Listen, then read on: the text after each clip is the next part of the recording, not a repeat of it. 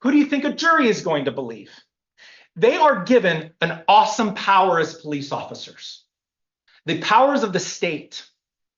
They are looked up to by kids and grown-ups alike.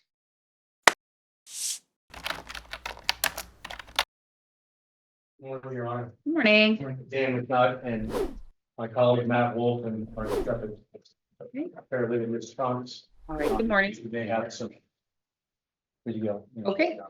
All right. Your Honor, as a preliminary matter, Here first. Stephen Stubbs, Ontiveros. The caffeine is sometimes medically necessary. I'm not trying to disrespect the court. It's just here as a necessity at sometimes. I take no offense to that whatsoever, but thank you. Anything else? Okay, I'll let you all get set up and then we'll proceed once everyone's ready to make their argument. How does this work with the support and the videos? We have a toggle. Do you have the?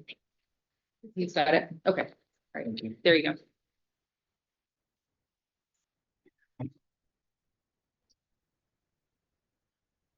All right, before we proceed into the substance of the summary judgment, there was a motion to submit video exhibits in support of their opposition.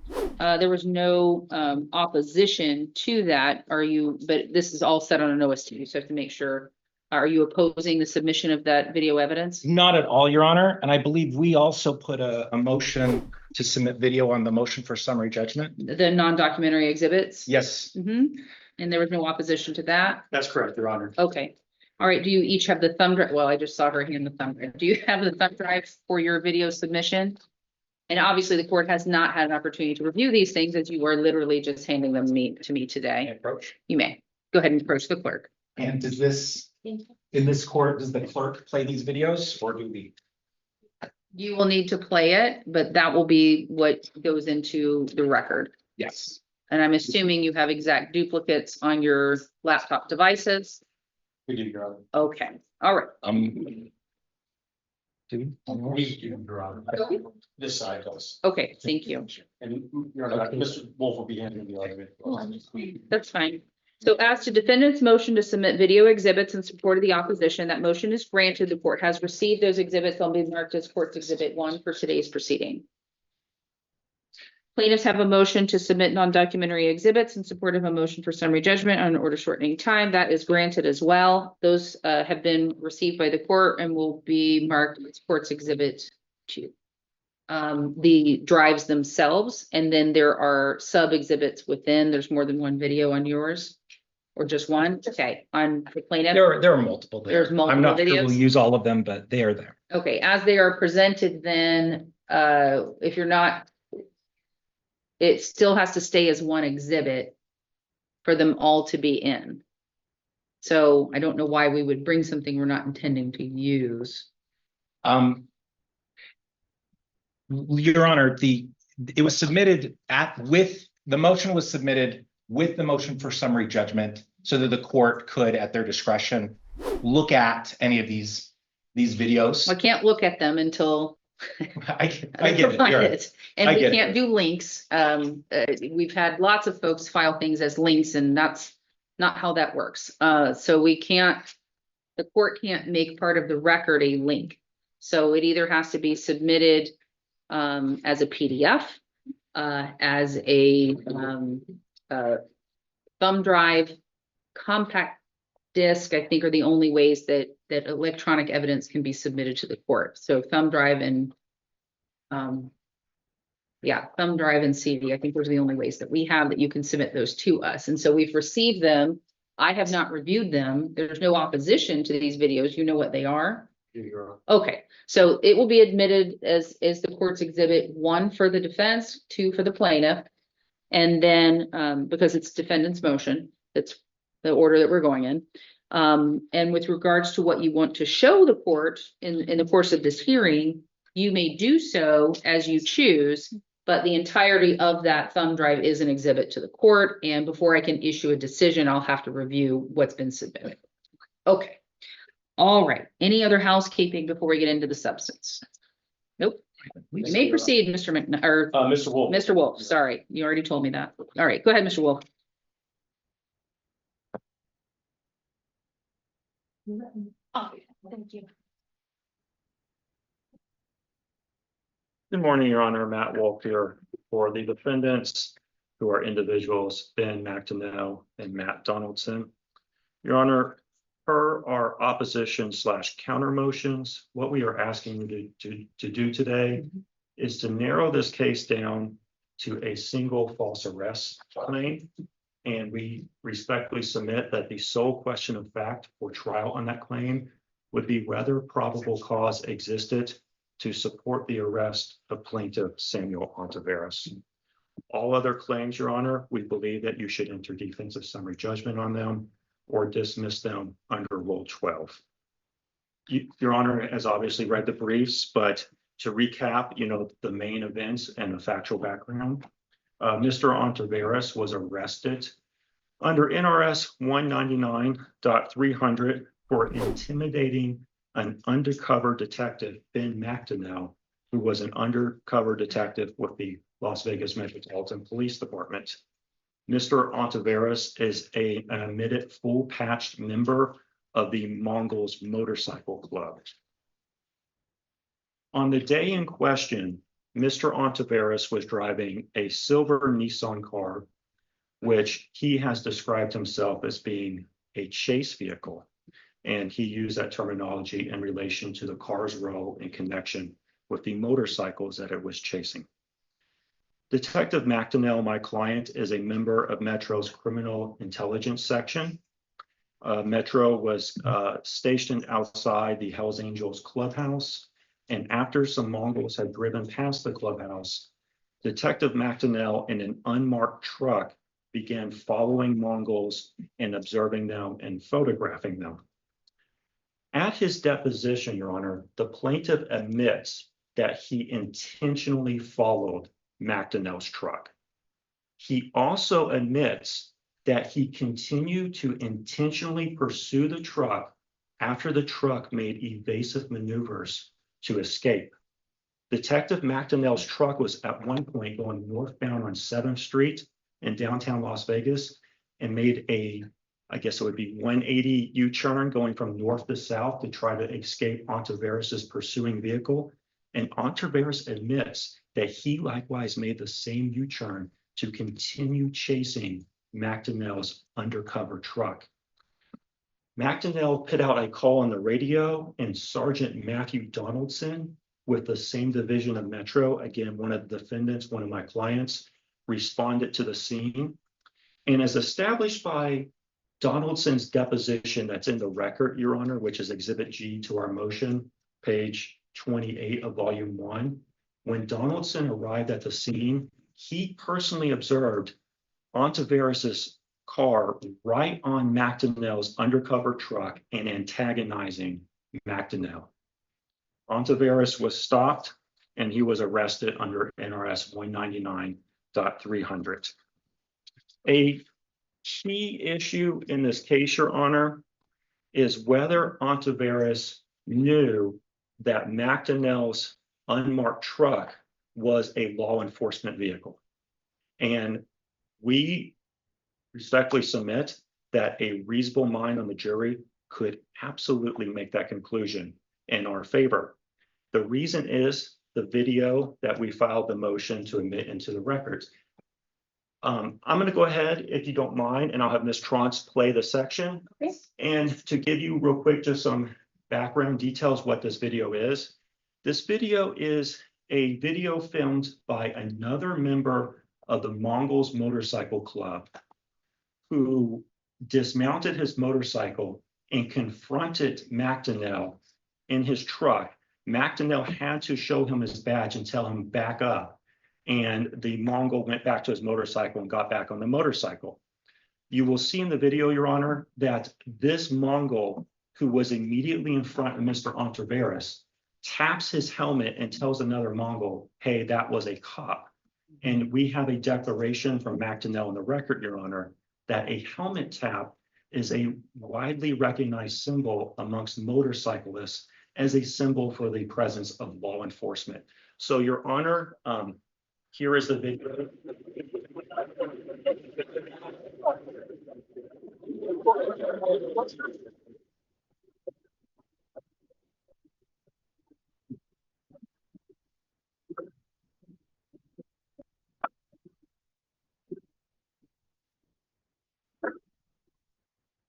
Hey, he's a cop. He's a cop.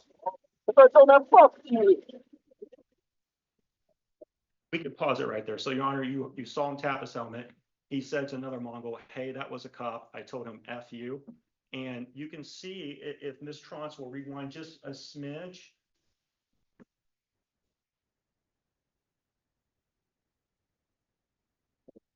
Right here, Your Honor, you can see on the screen that silver Nissan car immediately behind this Mongol when he tapped his helmet. That's Mr. Ontiveros.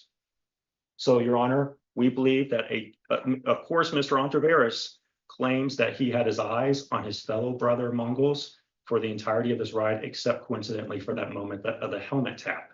So we believe, Your Honor, that a reasonable mind could watch this video and see he's immediately behind that fellow Mongol and recognize the helmet tap as indicating that McNutt's truck was an unmarked law enforcement vehicle. Now, the critical point, Your Honor, is this sequence of events occurred before Mr. Ontiveros admits that he began intentionally following Detective McNutt's truck. And Ontiveros, as you'll see in our motion, has actually changed his story as to why was he following the truck. He said in his interrogatory answers because he was bored, he had nothing better to do. Then at first at his deposition, he said, no, that was not the case. Then he returned to that story. It's very unclear. But in any event, Your Honor, I respectfully submit that a reasonable mind could watch this video, determine that Mr. Ontiveros knew that McNutt was an undercover detective and that he intentionally followed McNutt's vehicle to interrupt McNutt's official duties of following and photographing the Mongols, which would be a perfect match to the elements of NRS 199.300. Now, Mr. Ontiveros has raised the argument in response under Devin Peck v. Alford, the U.S. Supreme Court case, that facts establishing probable cause must be limited to facts that were available to the officers at the scene. But my response to that, Your Honor, is that McNutt testified on page 87 of volume 1 of his deposition, which is exhibit E to our motion, appendix pages 348 to 349, that he had believed at the time that other Mongols had put a message out to Ontiveros to notify Ontiveros that his truck was law enforcement. This video corroborates what McNutt had believed at that time. Also, Your Honor, I'd like to point out too that the Devin Peck rule does not apply to evidence to the arrestee or the decedent's state of mind. And the case on that is Boyd versus City and County of San Francisco, 576 F3D 938, 9th Circuit, 2009, where the 9th Circuit affirmed the admission of facts that were unknown to officers at the time they used the deadly force because they were relevant to the decedent's state of mind. So, Your Honor, this video and this evidence, which Mr. Ontiveros has objected to, would be relevant and admissible for those purposes. Your Honor, I'd like to walk through real quick some of Ontiveros's claims. And again, we're not seeking today to throw Ontiveros completely out of court. We're saying that he can have his day in court, but it would solely be on a false arrest claim and on the issue of probable cause. His other claims for relief, Your Honor, I believe should be dismissed, or you should enter defensive summary judgment on them. Let's start with his claims that are equivalent to First Amendment claims under the U.S. Constitution, albeit his claims were brought under the Nevada Constitution. That would be his first claim for relief for supposed violation against or retaliation against protected free speech, and his sixth claim for relief for retaliation against allegedly protected association or assembly. And Your Honor, I respectfully submit that I believe you should dismiss those claims under Rule 12, because the Nevada Supreme Court has actually never recognized a private right of action under the specific constitutional provisions under which Mr. Ontiveros brought those claims. In Mack v. Williams, the Nevada Supreme Court recognized a private right of action under Article 1, Section 18 of the Nevada Constitution, which is the Nevada Constitution's equivalent of the Fourth Amendment in the United States Constitution. But importantly, the Mack court actually declined to answer the federal court's certified question about whether there's also a private right of action under Article 1, Section 8 of the Nevada Constitution, which is the Nevada Constitution's equivalent of the 14th Amendment in the United States Constitution. Mr. Ontiveros has argued to this court that the MAC court had intended to recognize a private right of action for every provision of the Nevada Constitution that Mr. Ontiveros labels as prohibitive and self-executing. By prohibitive, he means provisions that prohibit the government from taking action. But Your Honor, I respectfully submit, if that were true, the Nevada Supreme Court and MAC would have answered that certified question and declined to answer. So I believe, Your Honor, the correct procedure here would be for you to dismiss on Mr. Ontiveros's claims brought under sections other than Article 1, Section 18, which is the sole provision that MAC recognizes a private right of action under. You can certify that as a final appealable order. Mr. Ontiveros can appeal that dismissal to the Nevada Supreme Court, and we can stay this action while we await an answer from the court. Now, I'd like to also point out, Your Honor, that plaintiffs' prohibitive, therefore self-executing argument actually mandates the dismissal of his sixth claim for relief for supposed violation of assembly and association rights. The reason, Your Honor, is because Article 1, Section 10 that he relies on of the Nevada Constitution is actually not prohibitory. It reads, "The people shall have the right freely to assemble together to consult for the common good, to instruct their representatives, and to petition the legislator for redress of grievances." So, Your Honor, that provision provides a right, but it doesn't expressly prohibit government action in that provision. So Mr. Ontiveros's own argument about prohibitory provisions having a self-executing private right of action actually defeats his sixth claim for relief. I think it's worth noting, Your Honor, that there is doubt as to whether the Nevada Supreme Court would actually recognize a private right of action here. Our brief on page 11 identifies other states that have declined to recognize a private right of action under their state constitutional provisions governing free speech. Another major issue here, and I respectfully submit, I believe the Nevada Supreme Court would not recognize a private right of action in this particular case because of this, is because this case arises from an allegedly unlawful search and seizure. It's already covered by Article 1, Section 8 of the Nevada Constitution. And there would be no reason or need to recognize a private right of action under Article 1, Section 18 or other provisions for actions involving an allegedly unlawful search and seizure when there's already a constitutional provision expressly protecting rights against unconstitutional searches and seizures. And that doctrine, Your Honor, is actually known as the Albright Doctrine. It's called the Albright Doctrine after a U.S. Supreme Court case named Albright. Another reason why I believe the Nevada Supreme Court would not recognize a private right of action here, it's a very related concept.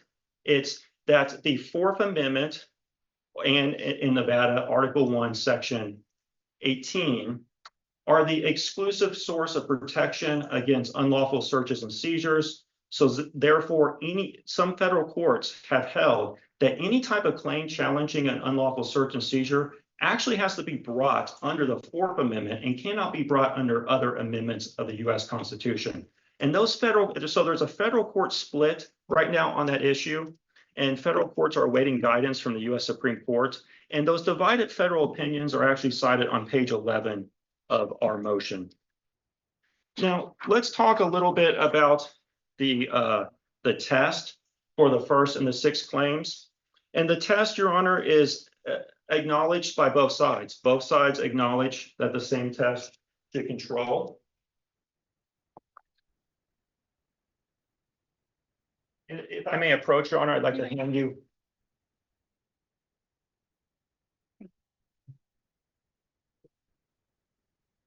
I think I gave you my version. Was it saying that from there? Yeah, sure. So, Your Honor, what this document is this is the Ninth Circuit's model 1983 Civil Rights Action Jury Instruction, Instruction 911, for First Amendment claims brought by citizen plaintiffs, which is what we have here. And you'll see, Your Honor, that it sets forth a three-part test followed by a burden shifting standard that's called Mount Hilty burden shifting. And you'll see, Your Honor, the three prongs are that the plaintiff must have been engaged in a constitutionally protective activity. I'm paraphrasing, the defendant's actions would have chilled a person of ordinary firmness from continuing those activities. And the protected activity was a substantial or motivating factor in the defendant's conduct. And then, even if the plaintiff satisfies those three elements, Your Honor, you'll see at the very end, if the plaintiff establishes each of the foregoing elements, the burden shifts to the defendant to prove by a preponderance of evidence that the defendant would have taken the actions in question, even in the absence of any motive to retaliate against the plaintiff. If you find that the defendant's able to demonstrate this, you must find for the defendant.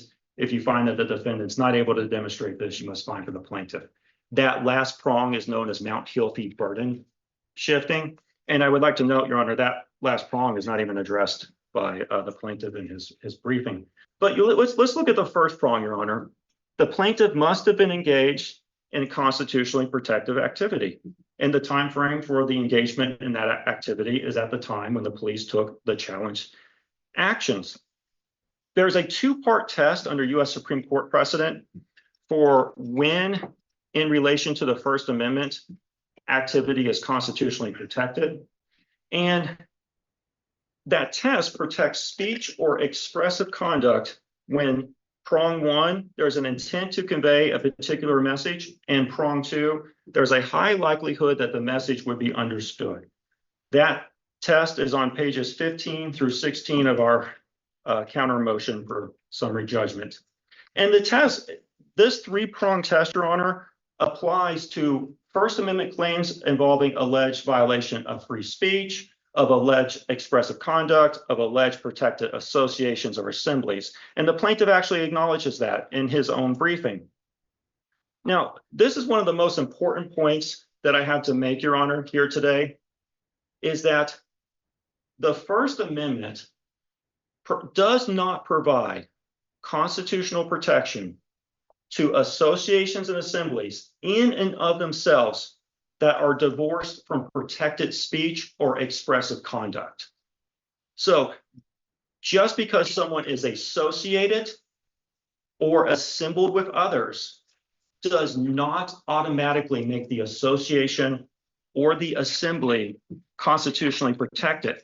And Your Honor, I have two cases that I believe are directly on point involving motorcycle clubs that are cited in our briefs that will demonstrate this point.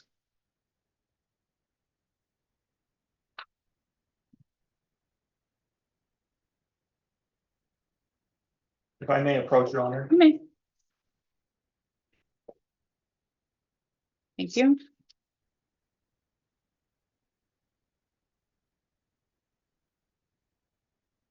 So, Your Honor, I'll start with the Villegas versus City of Gilroy opinion from 2005. It's a reported opinion from the Northern District of California.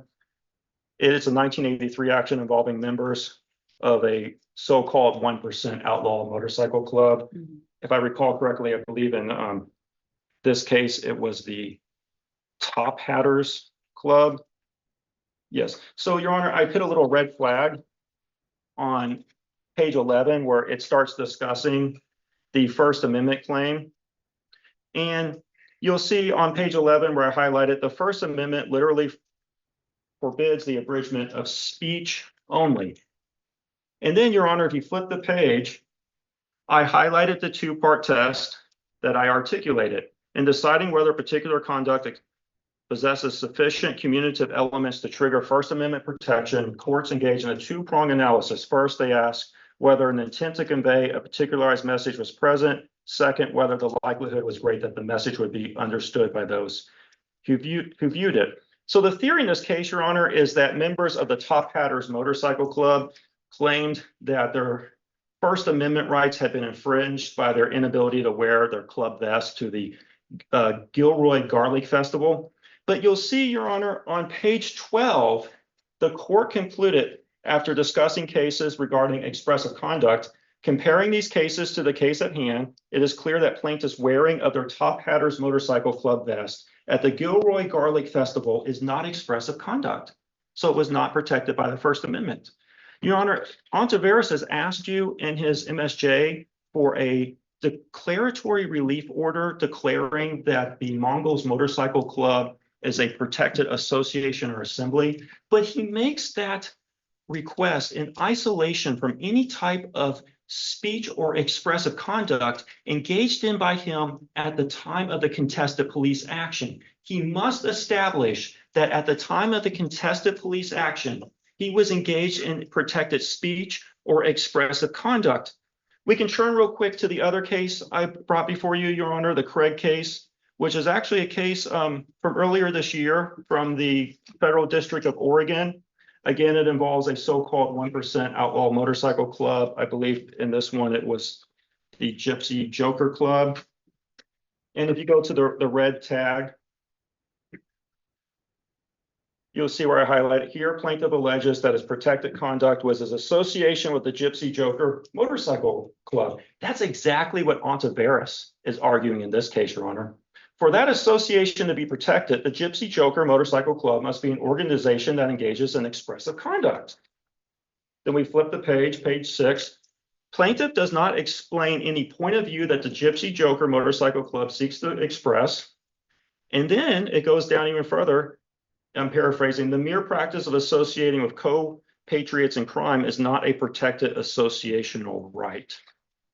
So, Your Honor, again, Ontiveros must show that at the time of the contested police action, he was engaged in speech or protected expressive conduct, and his deposition admissions foreclose any ability for him to establish that at trial, Your Honor.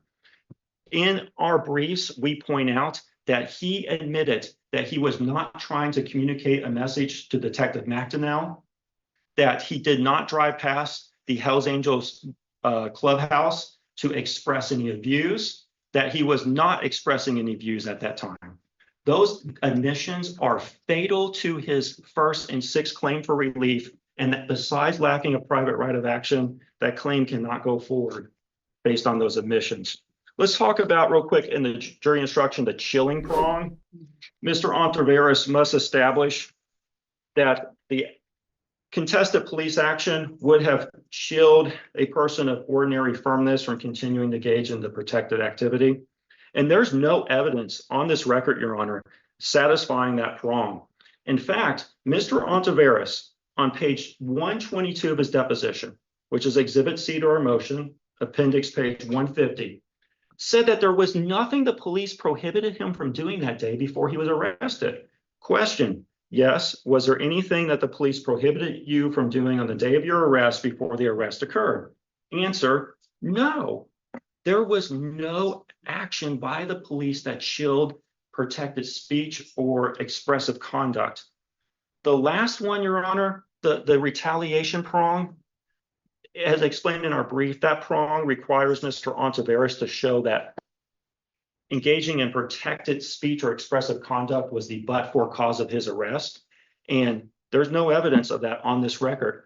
Mr. Ontiveros himself admitted at his deposition that he understood at the time of his arrest that the reason he was arrested was for following McDonnell's truck.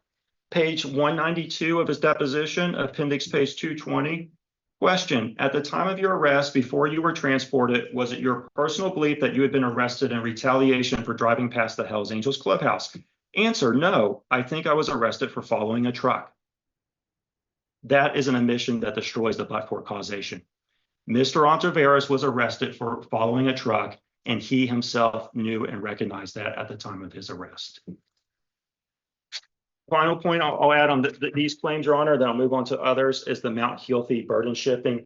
Even if in the remote possibility you find the plaintiff has met his burden of proof for summary judgment on the three elements, a trial would still be necessary on Mount Healthy burden shifting. I showed you at the end of the instruction how even when the three prongs are met, the defendant can still prevail. The second claim for relief is for a supposed violation of a supposed due process right to wander and travel freely. Your Honor, there is no such right in the Constitution. The main case, Crandall, that the plaintiff relies on, it's a Nevada case from 1868, involves the taxation of individuals leaving the state of Nevada. It is not intended to recognize a constitutional right to wander and travel freely. This precise argument is regularly raised in federal court, Your Honor, by so-called sovereign citizens, and is shown on pages 11 and 12 of our reply brief. That argument is routinely dismissed. It is well established that there's no constitutional right to wander and travel freely on public roads, free from government regulation and the enforcement of statutes such as NRS 199-300. I respectfully submit, Your Honor, Mr. Ontiveros is bringing before you a lot of arguments that have already been considered and rejected by federal courts. We saw that with the Top Hatter and the Gypsy Joker cases that I just gave you. And again, it's true with respect to these sovereign citizen cases. Another obstacle to this wander and travel freely claim is the Albright Doctrine. The Albright Doctrine under Albright v. Oliver provides that if there is a particular constitutional provision that provides an explicit textual source of protection, the analysis must proceed under that provision instead of the generalized substantive due process principles. And Mr. Ontiveros brought this freedom to wander and travel claim as a due process claim, but Article 1, Section 18 already protects citizens from unlawful searches and seizures when they're wandering and traveling on public roads. So Article 1, Section 18, the sole provision that MAC recognized a private right of action for, already covers the right to be free from unlawful searches and seizures while wandering and traveling on public roads. So the Albright Doctrine applies. Mr. Ontiveros cannot frame this as a substantive due process claim.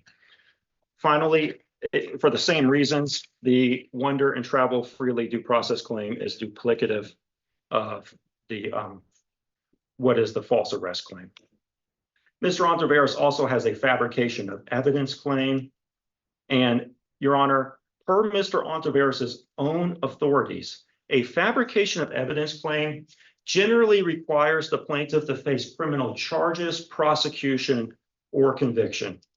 I say generally because there is a narrow line of exceptions of cases where those claims have been recognized for other types of deprivation of liberty. And one of them is the Benavidez versus City of San Diego case that's cited in the briefing, where it's been recognized when fraud is committed on the court in relation to child custody cases.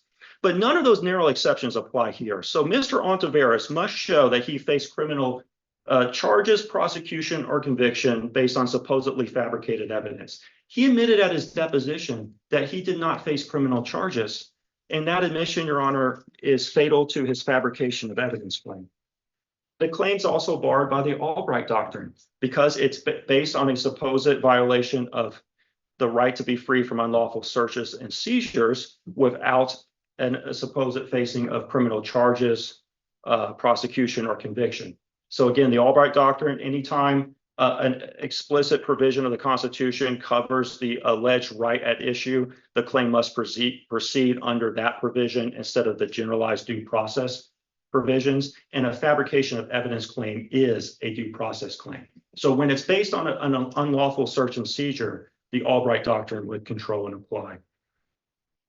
Mr. Ontiveros is pursuing an unpled claim in his briefs. It's a claim related to Donaldson's gunpoint stop. And Your Honor, as far as I can tell, and I invite counsel to point out if I missed this in his complaint, but I cannot find anywhere where the complaint alleges the gunpoint stop or references it. I've done some word searches. There are references to guns, but they're not to Donaldson drawing his gun. I've searched for, Donaldson, drew, draw, holster, pointed, etc., and there's no reference.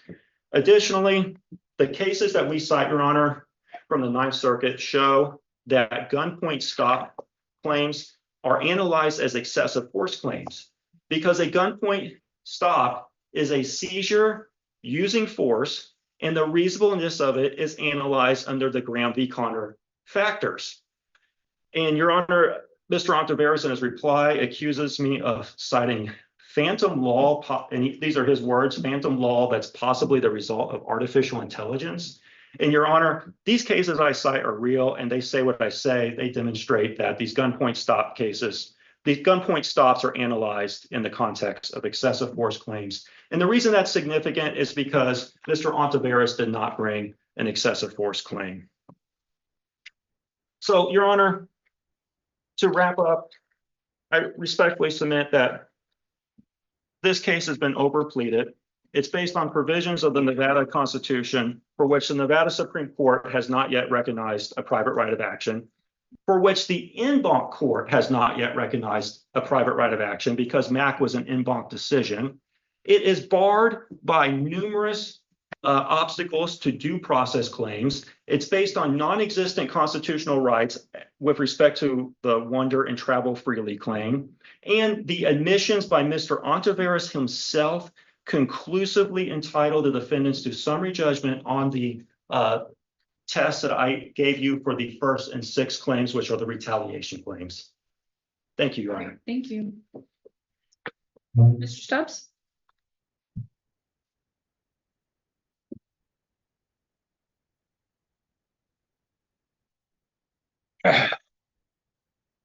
Thank you, Your Honor. First of all, you'll notice that we're not in federal court.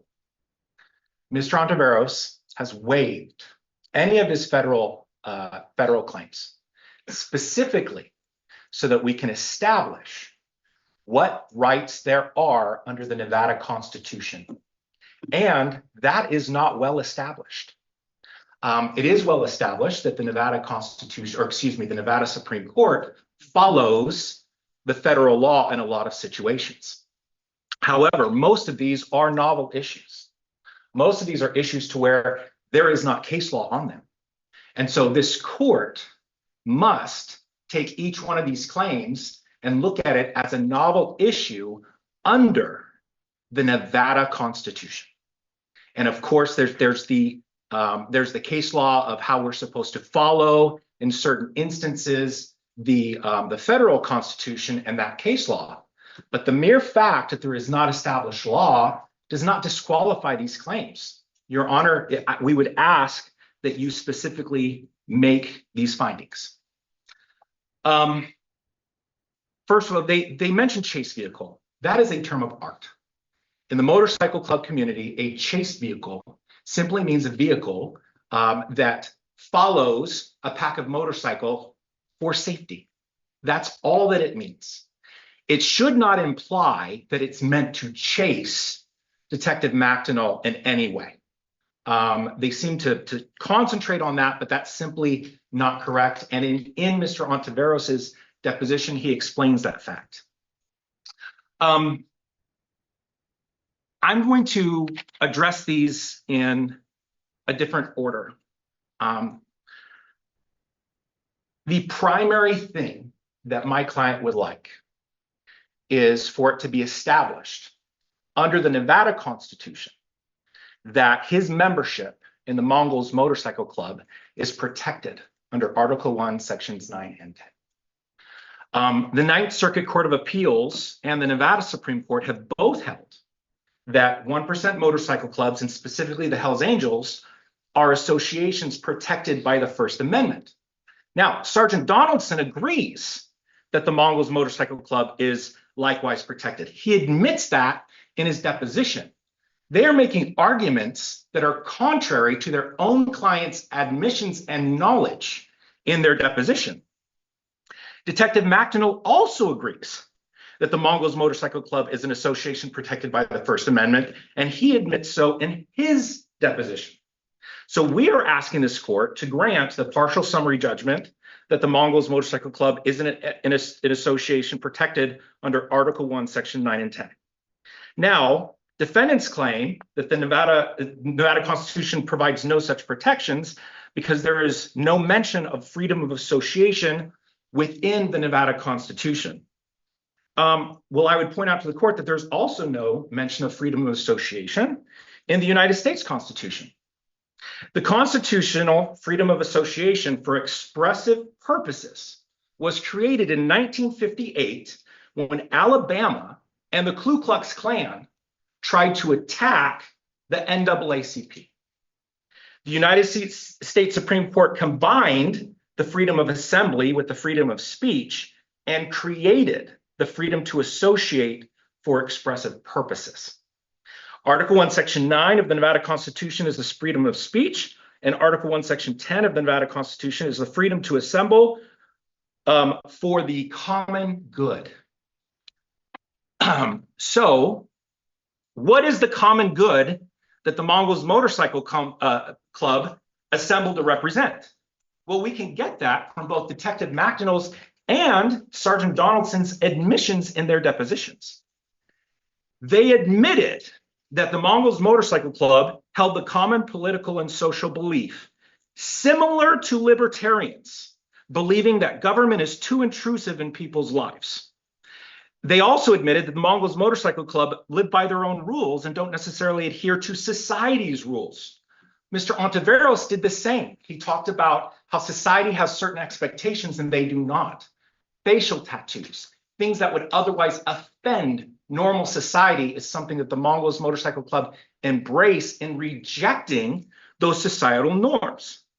The Mongols Motorcycle Club believes that as long as they are not hurting anybody, the government should stay out of their lives completely. Completely. That is admitted to by Sergeant Donaldson, that is admitted to by Detective McNutt, and they adhere to the political elements of being in an outlaw motorcycle club. They do not trust law enforcement. And I think everybody can agree that a common social belief of the Mongols Motorcycle Club is screw the Hells Angels. They do not like the Hells Angels, and they don't like them for a number of reasons. In fact, this is admitted to by Sergeant Donaldson and Detective McNutt in their depositions, that there is a racist history to the two clubs, where the Hells Angels were very unkind to the Mongols, specifically because they were predominantly Hispanic. That is the core of their beef. And that is the reason also why Detective McNutt and Sergeant Donaldson admitted that the Mongols had good cause to drive by and even flip off the Hells Angels Motorcycle Club clubhouse. Detective McNutt and Sergeant Donaldson are also not normal officers. They are LVMPD's prime experts on motorcycle clubs. They are it. They are the people that all other officers go to reference or to ask about any of these Mongols Motorcycle Club's beliefs. And they admitted to it.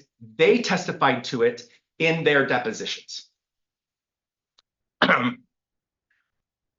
And I would also point out that Detective McNutt was an expert witness in the recent Nevada Supreme Court cases of State v. Smith and State v. DeBreeze about 1% motorcycle clubs. Now, Mr. Ontiveros agrees with Sergeant Donaldson and Detective McNutt that the Mongols Motorcycle Club has core political and social beliefs. More specifically, Mr. Ontiveros testified that he should be free to wear a helmet if he wants to, or if he doesn't. It should be on him, not on the government. It's his own personal safety.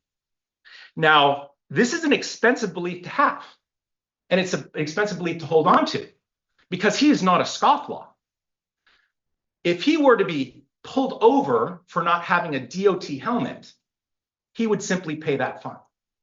And it happens over and over again with members of the Mongols Motorcycle Club. They're not scofflaws. They hold these beliefs, they stand by these beliefs, and they pay the consequences when they happen. Mr. Ontiveros also thinks the government is too intrusive when they say that his son, a member of the US military, is not of legal age to have a beer with his father when he comes home on leave. Now, he will continue to have beers with his son when he comes home on leave. And if Metro comes in and they decide to raid his house at that time and to issue criminal citations, he will deal with those. But he believes the government is too intrusive on people's lives. Mr. Ontiveros, Detective McNutt, and Sergeant Donaldson further agree that the Mongols Motorcycle Club has the core belief of F the Hells Angels. That is in our complaint. I'm not going to use the real word, but I will simply refer to that. All agree that there's a racial history of the Hells Angels' racial bigotry against the Mongols Motorcycle Club. And Sergeant Donaldson and McNutt both testified in the depositions that the Mongols Motorcycle Club has cause to dislike the Hells Angels, ride by their clubhouse and flip them off. Now, let me pause here. Let's talk about the facts of this case. An hour before Mr. Ontiveros' group rode by the Hells Angels, two members, we don't know who they are, of the Mongols Motorcycle Club. We assume that because they were wearing patches and a picture was taken. They drove by the Hells Angels clubhouse, and one of them, only one of them, raised his middle finger as he drove past. About a half an hour later, a truck, which they knew where these people were, they knew his address was within 1 mile of the Hells Angels Motorcycle Club. A truck drove by the Hells Angels Motorcycle Club clubhouse. They slowed down, lowered their window, and they mocked a prospect, said, "Hey, why don't you become part of a real motorcycle club?" And they continued. They were arrested. They were arrested for breach of peace simply for that. They were accused of flipping off and yelling things at the Hells Angels clubhouse. But the depositions show that not one officer saw that happen. They were accused of it. It's in the declarations of arrest. But the officers lied. They lied. Move forward another half hour. Mr. Ontiveros is the chase vehicle. He's not in charge of the route. And he did testify in his deposition that he did not intentionally drive in front of the Hells Angels clubhouse. He never said that he didn't express the message at the Hells Angels. He never said that. He said that was not his intent to drive in front. Once he's chasing the vehicles that drive in front of the clubhouse, he is then a part of that message. And they drove past. All they did was drive past. Now, they were accused in sworn declarations of arrest under penalty of perjury of flipping off, yelling things, of trying to provoke a breach of peace on Bonanza, by the way, 5 lanes, a major thoroughfare.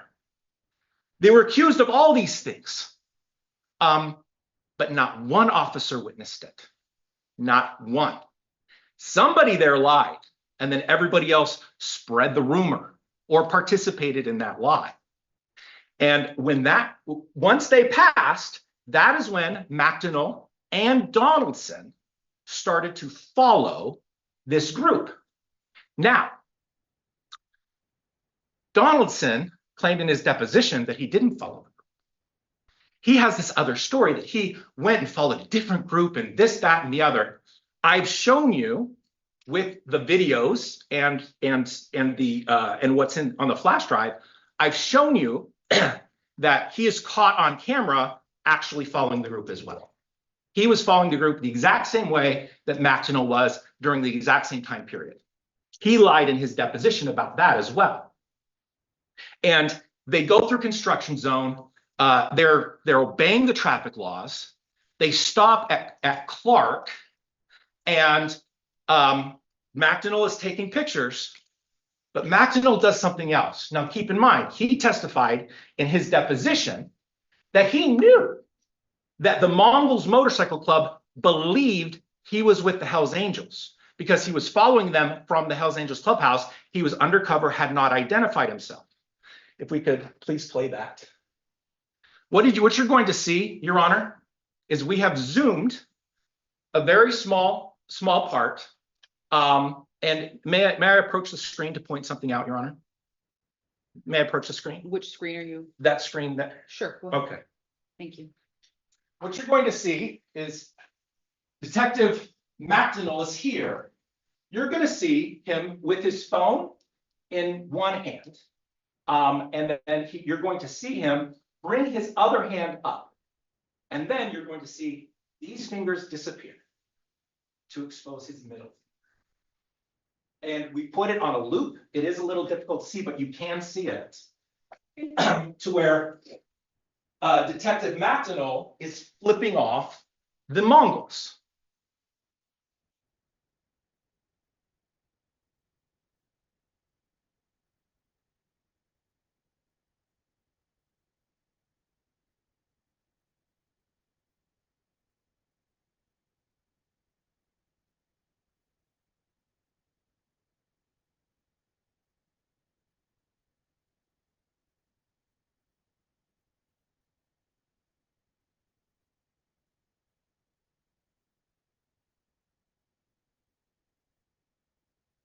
I hope that Your Honor can see that. And if Your Honor needs to look at it again, I'm sure you can.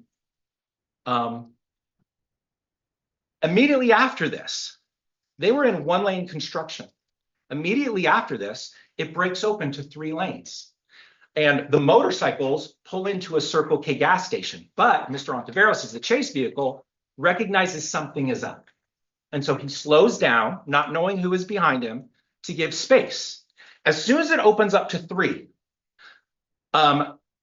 Detective McNutt passes him following too closely. He admits to following too closely, speeding, and changing lanes without using his turn signal. And he also admits that it's in a way to where a reasonable person would see that as aggressive. Now I ask you, why is Detective McNutt flipping off the Mongols? And why is he following Mr. Ontiveros and passing him in such an aggressive way when there are 3 lanes? There is no reason to do that. He can pass him and go on. There is zero reason to do that. And so he was confronted. Now, I will also say that it's in our briefing and it's pointed out that in a radio transmission and a photograph that Detective McNutt makes, they identify that Nissan Maxima as being with the Mongols Motorcycle Club. That was identified very early in this following. So the Mongols pull off into the Circle K, and McNutt continues. Now, keep in mind, Donaldson is still there. And there's actually another car. There's a Toyota Camry, and then there's Mr. Ontiveros, and they follow, and then of course there's Donaldson. And McNutt just simply gets to Franklin and stops. But according to McNutt's declaration of arrest, during that period between Charleston and Franklin, Mr. Ontiveros tried to run him off the road.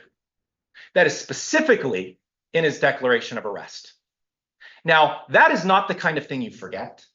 That is not the kind of thing that you think might have happened. That was specifically put in the declaration of arrest for intimidating a public officer. Mr. Garvey, who was making the film on his handlebars with his cell phone, pulls over and confronts Detective McNutt. Now, also, the Camry pulls up, and by all accounts, they roll down their window. McNutt then shows his badge, and the Camry takes off. They're gone. At no time did McNutt identify himself to Mr. Ontiveros. At no time. Mr. Garvey stops, says, "What's up, mother effer? What's up?" And he says, "I'm a cop. Back off." "What are you flipping us off for?" These are all admissions that Detective McNutt made in his deposition when we went over the recording and the audio of the recording over some time. I'm going to pause you there, counsel. I'm going to have to take a recess. We have a meeting that's starting in here. As you can hear, people are trying to come in the door. So we'll bring you guys back at 1:30 and continue your argument. Thank you. This was premised as plaintiff's motion, defense's counter motion. Defense went first here, so I'm going to give each of you an opportunity to respond to one another since there are competing motions. There's no way we can finish that in the next 5 minutes. So we're going to come back at 1:30. Thank you. All right, thank you. Your Honor. Thank you, Your Honor. I believe I left off, Your Honor, with the confrontation at Franklin, to where Mr. Garvey said, according to McNutt, "What's up, mother effer? What's up?" He said, "I'm a cop. Back off." He said, "What are you flipping us off for?" And then he walked away saying, "F you, mother effer." Okay. At that point, the light turned green. McNutt goes. Donaldson follows. Mr. Garvey turns right on Franklin. Mr. Ortiz, another bike, approaches, also turns right, and then Mr. Ontiveros is behind them. That is where Mr. Garvey turns to Mr. Ortiz, taps his helmet, and says he's a cop. Now, at no time did he say to Mr. Ontiveros, "Oh, specifically that vehicle right there was a cop." This just means there's a cop somewhere. There is no specific communication. And Mr. Ontiveros testified he didn't take it as any kind of specific communication or that he knew that that particular vehicle was a cop. In any case, McDonnell and Donaldson had already left. And at this point, they are following nobody. How is Mr. Ontiveros supposed to be intimidating them to stop doing something they are no longer doing? Mr. Garvey and Mr. Ortiz make a U-turn, go south of Maryland Parkway. Detective McDonnell and Sergeant Donaldson take a U-turn, go north on Maryland Parkway. Mr. Ontiveros does a U-turn and is stopped at Franklin, and he turns left to go back to the Circle K because there were a couple more bikes there to see what was going on. He's in a situation where everybody's on bikes and he doesn't know where to go. They were going to go to eat. This changed everything. He has nothing to do until he's told where to go. He then sees the gray Chevy Silverado, and he starts to follow the gray Silverado. And he follows it for a little over a mile. McDonnell testified and admitted it was less distance than McDonnell followed the pack. He received a telephone call, said, "That's a cop," and he immediately turned off. Before any cars came around that were cops, before anything, as soon as he heard that's a cop, he immediately turned off, and he was stopped at 4th Street. That is when, as he stopped at a stoplight, Sergeant Donaldson pulls up behind him, turns on his lights. Okay. Then he sees and he turns the wrong way on 4th Street, immediately pulls over. Sergeant Donaldson then, at gunpoint, has him get out of his car. Other cars come, does all the orders, and he is arrested. He's handcuffed for 23 minutes until one of the officers, Officer Olson, goes up to Detective McDonnell and says, "What are we charging him with?" He doesn't know. He asked for a charging book after 23 minutes. Braden McMahill's there, and he's like, "I don't know." Nobody knows. And then they have to figure it out. They had no idea that he was being charged with intimidating a police officer. They had no idea of the elements of intimidating a police officer.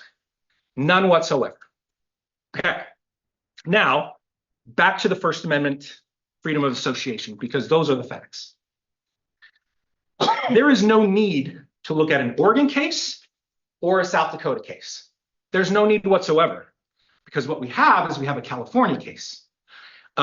United States versus Mongol Nation, one that was appealed to the 9th Circuit. In that case, which I was second chair on,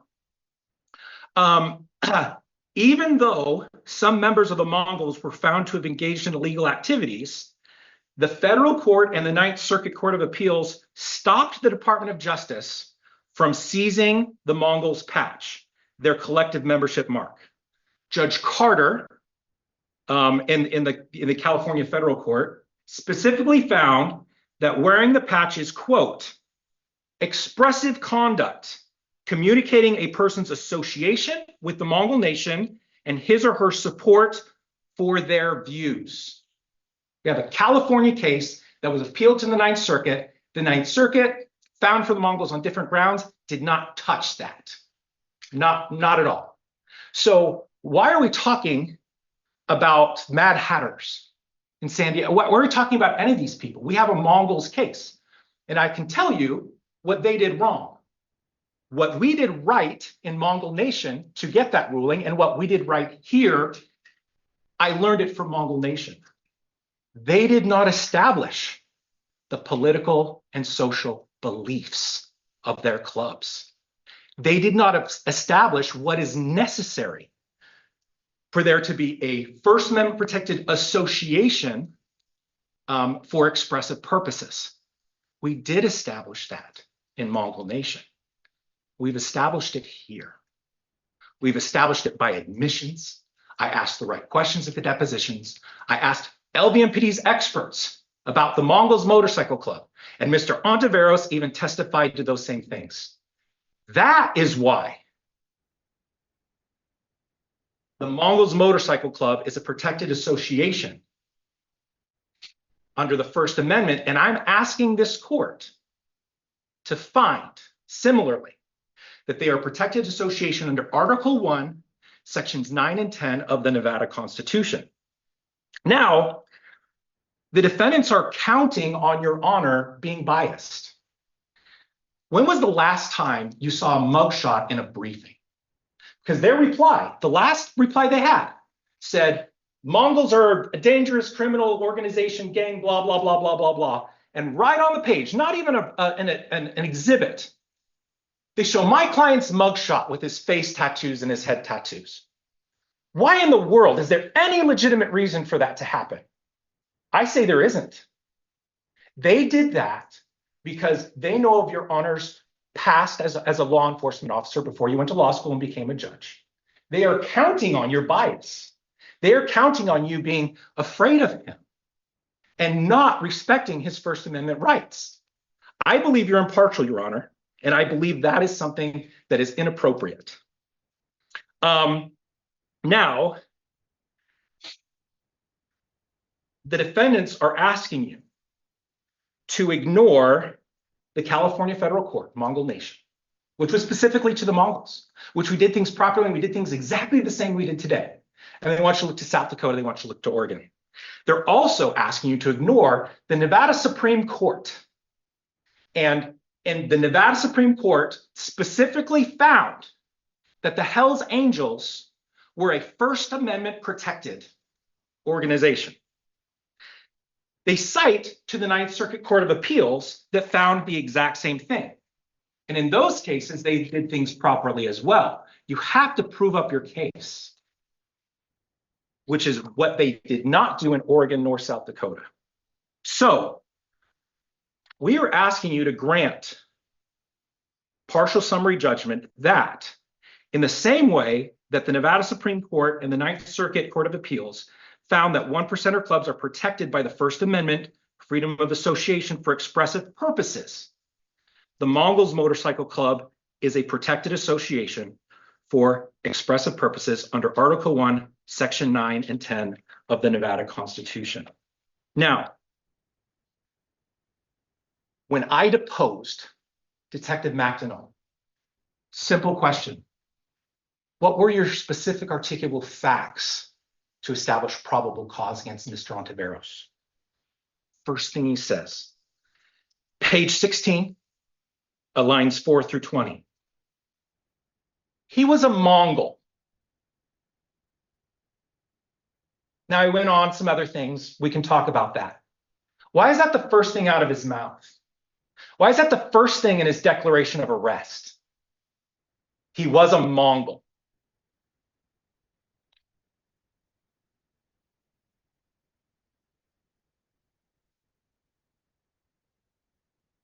We are also asking for partial summary judgment for the Nevada constitutional equivalent of the First Amendment retaliation under Article 1, Section 9 and 10 of the Nevada Constitution.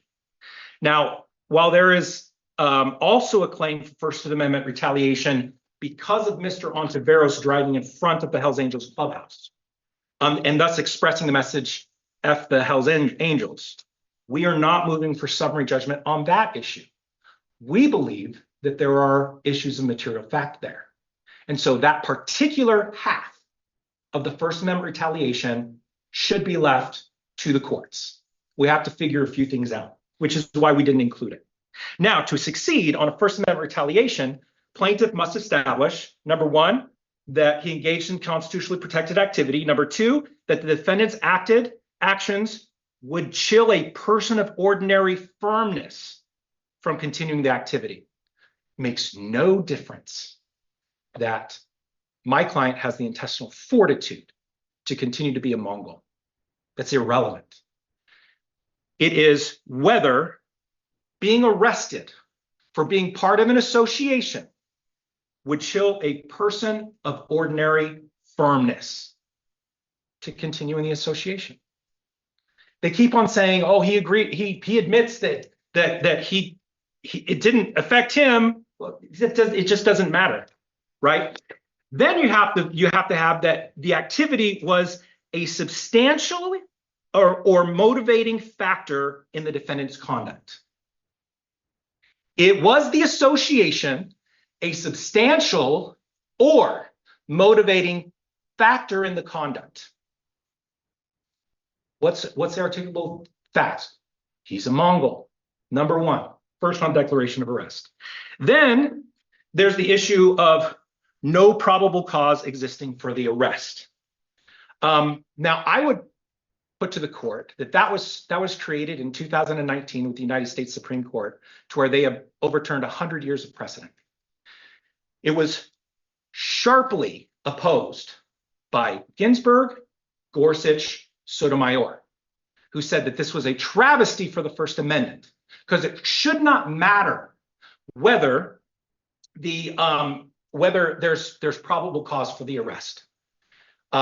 If you can prove up the First Amendment claim, that should stand on its own. They were outvoted by the new conservative court appointed by President Trump. I would submit to your honor, this is the first time that this has come up that I'm aware of under the Nevada Constitution, that our Nevada Supreme Court might have something different to say. Our Nevada Supreme Court and your honor might believe that the First Amendment is important enough. And of course, Article 1, Section 9 and 10 of the Nevada Constitution are important enough that there should be no Neves prong, the number four prong. Now, I will also say, your honor, that you are bound by precedent here. You are bound by the precedent where the Nevada Supreme Court has said specifically that the Nevada Constitution provides no extra protections other than what is in the federal Constitution. In the past, in all cases, the Nevada Supreme Court has found that there is no extra. Whatever they say on the other courts, that's what we go along with. And I would submit to your honor that you are bound by that precedent. And whether or not you believe that the fourth prong exists, you are still bound to say, I'm sorry. The Nevada Supreme Court said we're following the federal precedent, we got to follow the federal precedent. But I believe that once it goes to the Nevada Supreme Court, I believe they might have something different to say.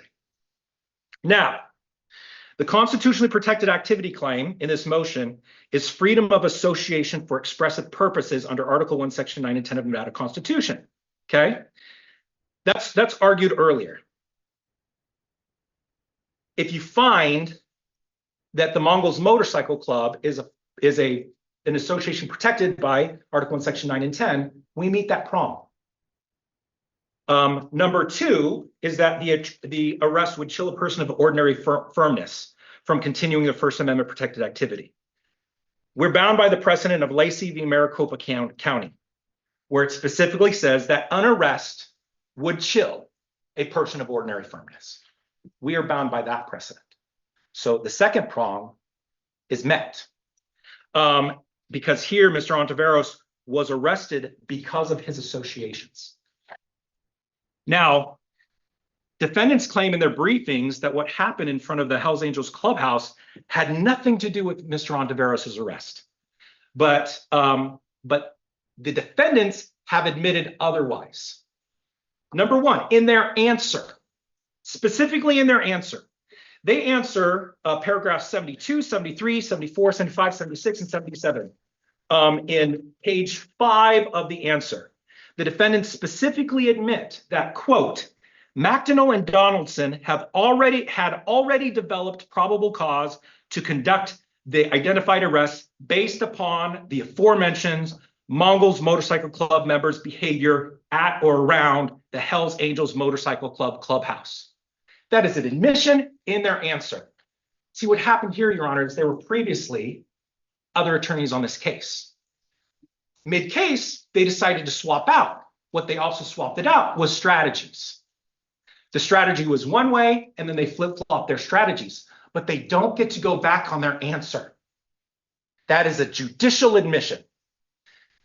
All the way back to what happened in front of the Hells Angels clubhouse is admittedly relevant. And that's the answer at page 5, 10 through 12. Now, by all accounts, okay, Mr. Ontiveros simply drove by the Hells Angels clubhouse. But defendants used the alleged allegations of other members of the Mongols Motorcycle Club against Mr. Ontiveros. That is the very essence of association. Using the probable cause of somebody else for this person because they're part of the same group. It's in the declaration of arrest. It's in the depositions. Detective McNutt identified Mr. Ontiveros' Nissan as part of the Mongols group very shortly after following the group. Then Detective McNutt included what allegedly happened in front of the Hells Angels Motorcycle Club in his declaration of arrest under penalty of perjury. Specifically says, these are the articulable facts. Explains what happened allegedly in front of the clubhouse. Of course, they lied about it, but besides that, he included it. It counts. Sergeant Donaldson admits in his deposition that what happened in front of the Hells Angels Motorcycle Clubhouse was part of the probable cause. If you just simply look at the November 9th deposition of Mr. Donaldson, he specifically was asked, was that part of the probable cause? And he said, it was part of it. Admission. And then, of course, I just mentioned that Detective McDonnell admitted that what happened in front of the Hells Angels Motorcycle Club was part of the probable cause when I asked what are the articulable facts. And the very first thing, he is a Mongol. More importantly, Sergeant Donaldson, on a body-worn camera, you see there were other people arrested too for simply driving in front of the Hells Angels Motorcycle Club clubhouse. And they lied about them flipping off as well. That's a different case.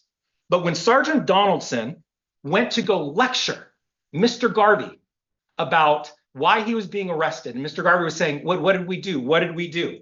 He specifically told him it was because of what happened in front of the Mongols Motorcycle Club clubhouse. Not only that, he said, you're the fourth one I've arrested today. And in his deposition, he identified one of those other four as Mr. Ontiveros. Sergeant Donaldson has admitted that Mr. Ontiveros was arrested because of what happened in front of the Hells Angels Motorcycle Club clubhouse to where they don't want them driving by.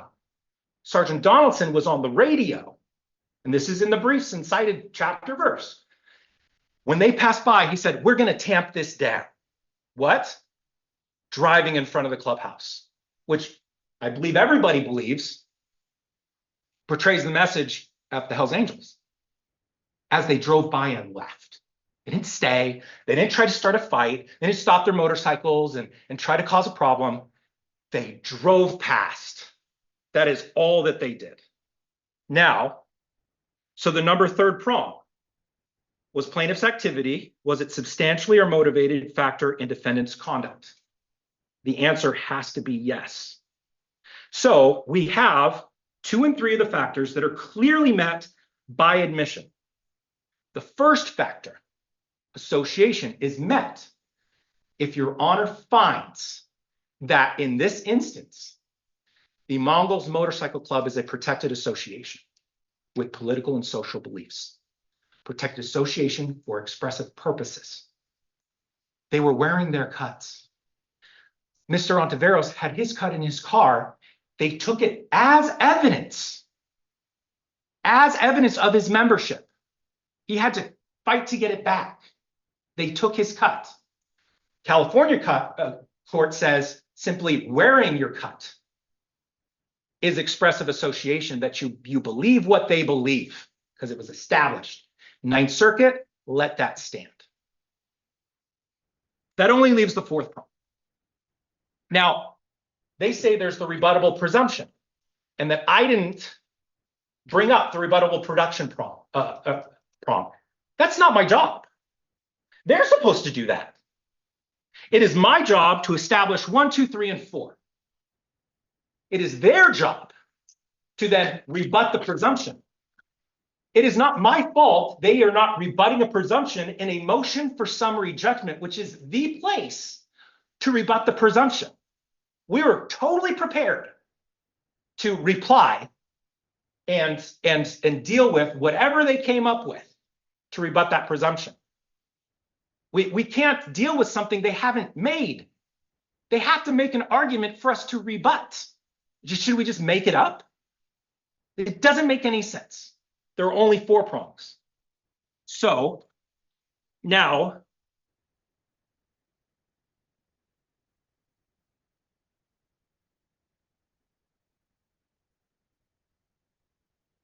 plaintiffs believe that,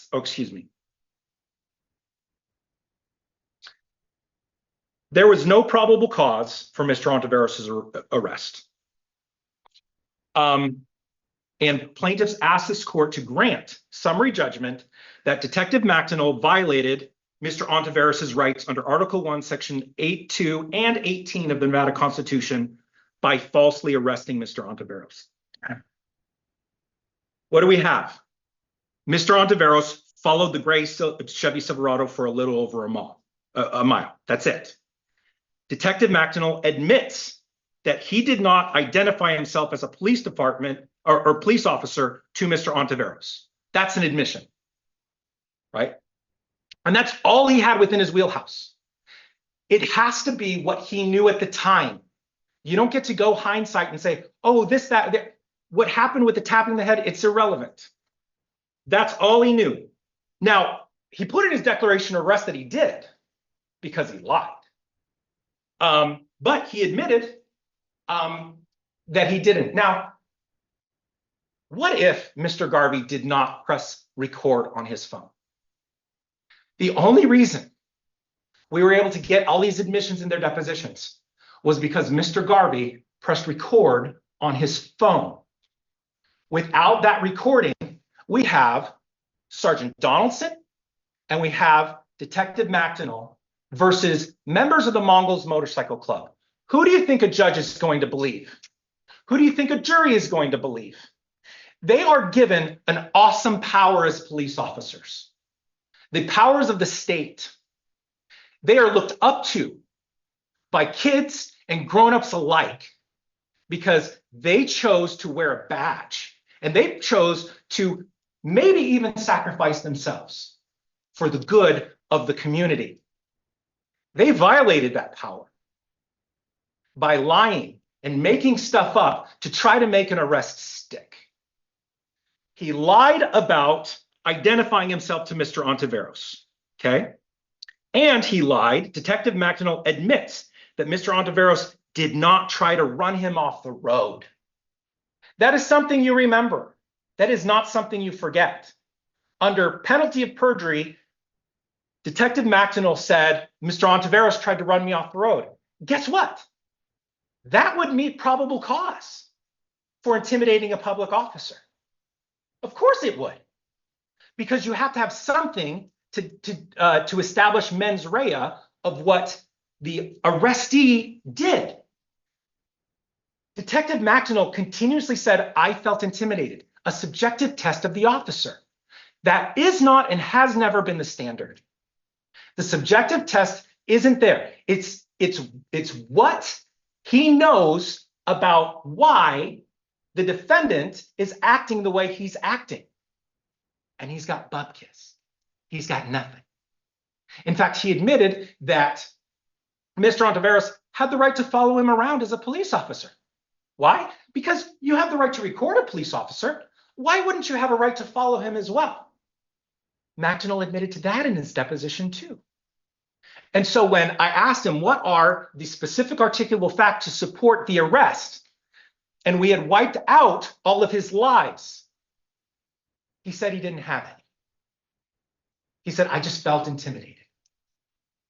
And then I said, well then, was it a false arrest?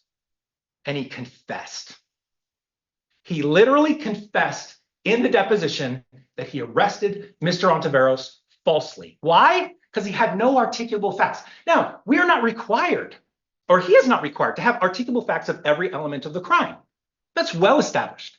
He is required to have at least one articulable fact of Mr. Ontiveros communicating to him the mens rea, the specific intent, that the reason he was trying to follow him was to intimidate him to not perform his duties, that he wasn't performing.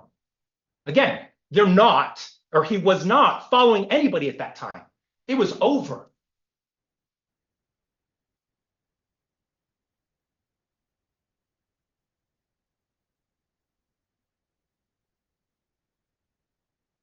There was no probable cause for the arrest, and plaintiff asked this court to grant summary judgment on that issue. Now, consequently, if this court finds that there's no probable cause for the arrest, Mr. Ontiveros meets the fourth prong of the First Amendment retaliation analysis, and this court should grant summary judgment that Detective McNutt and Sergeant Donaldson violated Mr. Ontiveros' rights to associate with the Mongols Motorcycle Club. Why? That's all that's left, Your Honor. All that's left is his association with the Mongols. All that's left. And that's under Article 1, Section 9 and 10 of the Nevada Constitution. Mr. Ontiveros also asked this court to grant summary judgment that Detective McNutt fabricated evidence against Mr. Ontiveros in violation of Article 1, Section 8.2 of the Nevada Constitution. It is undisputed that Detective McNutt submitted false information in his declaration of arrest. The two specific things, by the way, there's lots of other information, but the two that are specific to the arrest is that Mr. Ontiveros never tried to run Detective McNutt off the road, and Detective McNutt never identified himself to Mr. Ontiveros before his arrest. Now, if these false facts were true, then Detective McNutt has established probable cause. But since they're false, he didn't. Thank goodness that Mr. Garvey was videotaping with his phone, because without that, they would have been hosed, completely hosed, and no one would believe them. It's interesting that the opposite is true, though. That they were following, Detective McNutt was following this group of Mongols, and Detective McNutt was the one flipping off the Mongols. It's on the video. I urge, if the court didn't see it, please look again, because the hand goes up, this finger disappears, this finger disappears, this finger disappears. And it's looped multiple times, so you can see it. And it may take multiple times, but it's there. More importantly, Detective McNutt admits to driving in a way, he wouldn't admit to the aggressive driving in a way that a reasonable person would think that he might be aggressive driving against Mr. Ontiveros. Because he's behind him in one lane construction, it opens up to 3, and he follows too closely, speeds, changes lanes in front of him without using a turn signal. He admits to that. Why would he do that? Why would he do that? Because he also admits that he knew that the Mongols thought that he was a Hell's Angel. He was trying to stir up problems. He was trying to get the Mongols to do something, but they didn't. They confronted him, and as soon as they found out he wasn't a threat, the group left. Now, Mr. Ontiveros didn't know. He followed until he did, and he left. Now, defendants claim that a deliberate fabrication of evidence case requires prosecution. That is not correct. The AI part that I pointed out, that, hey, wait a second, this is phantom case law. I would ask the court to look. They make specific claims of what the courts say, and they cite it to the page number. You go there, it does not say what they say it says. They did it twice. Now, today, they actually argued correctly that, hey, do you know what? In most cases, they're prosecuted. Well, yes, most cases they are prosecuted. And there's this exception and this exception. No one, neither myself or them, has been able to come up with a prohibitive case that says that arresting is not a deprivation of liberty, because that's what the case law says. Case law says there has to be deliberate fabrication of evidence that results in a deprivation of liberty. There is plenty of case law that says that an arrest is a deprivation of liberty, even if you bail out afterwards. His liberty was deprived. There is no case that says otherwise. And even if there was a federal case, this is under the Nevada Constitution. And I would say it's a novel issue under the Nevada Constitution. And Your Honor gets to decide whether an arrest is a deprivation of liberty that is applicable to deliberate fabrication of evidence. We asked the court to grant summary judgment that Detective McNutt violated Mr. Ontiveros' rights under Article 1, Section 8.2 of the Nevada Constitution by fabricating evidence against him, resulting in his deprivation of liberty, i.e. arrest. Now,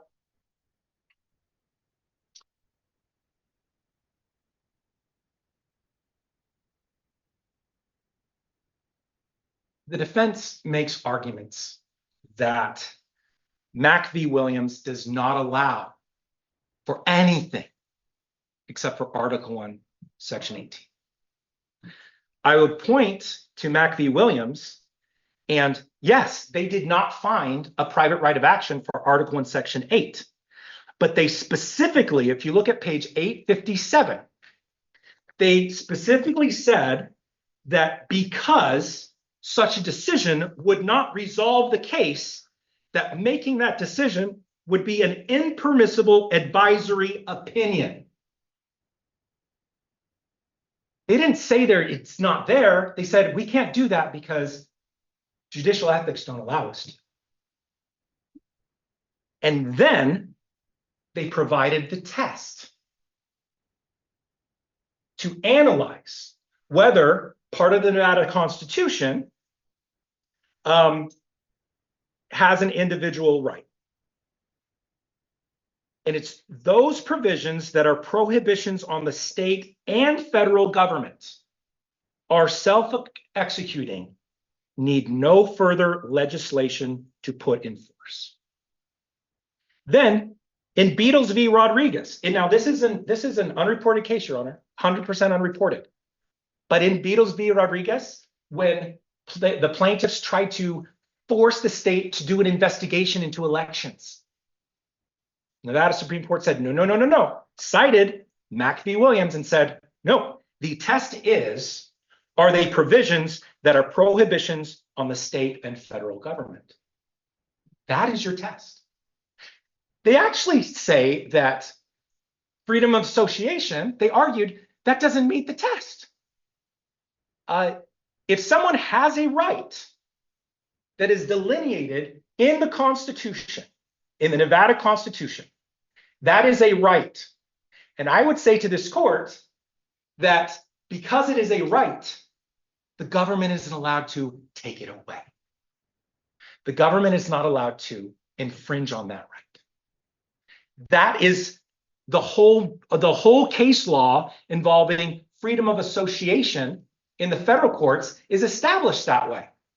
If you have a right to be a part of the NAACP, the government isn't allowed to intimidate you for it, right?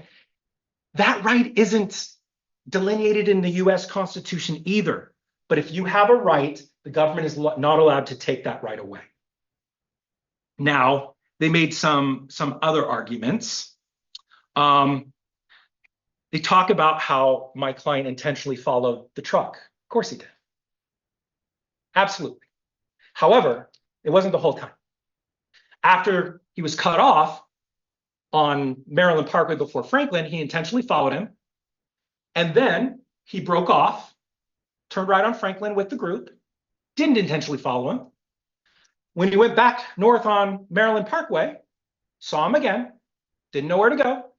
So he intentionally followed him for a little over a mile until someone called him and said, that's a cop. And he turned off before there were any police officers there. He chose to turn off. He made that decision. Then Sergeant Donaldson came in and lit him up.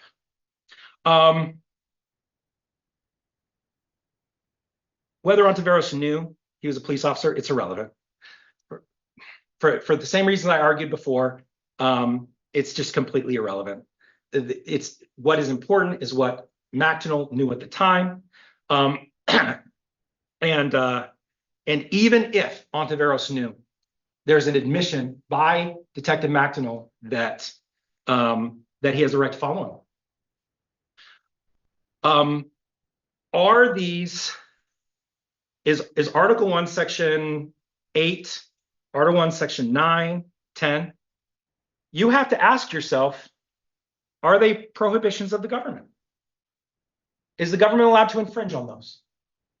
Are they? Are we trying to get the government to stop or not do something? Or are we trying to get the government to do something? Because in Beagle, they were trying to force the government to do an investigation into elections. Nope. We want the government to stop. We want the government to honor the Constitution and say, you don't get to arrest people under articulable facts that he's a Mongol.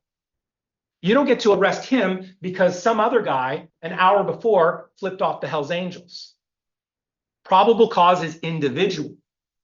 You have to have articulable facts about this guy, about Mr. Ontiveros.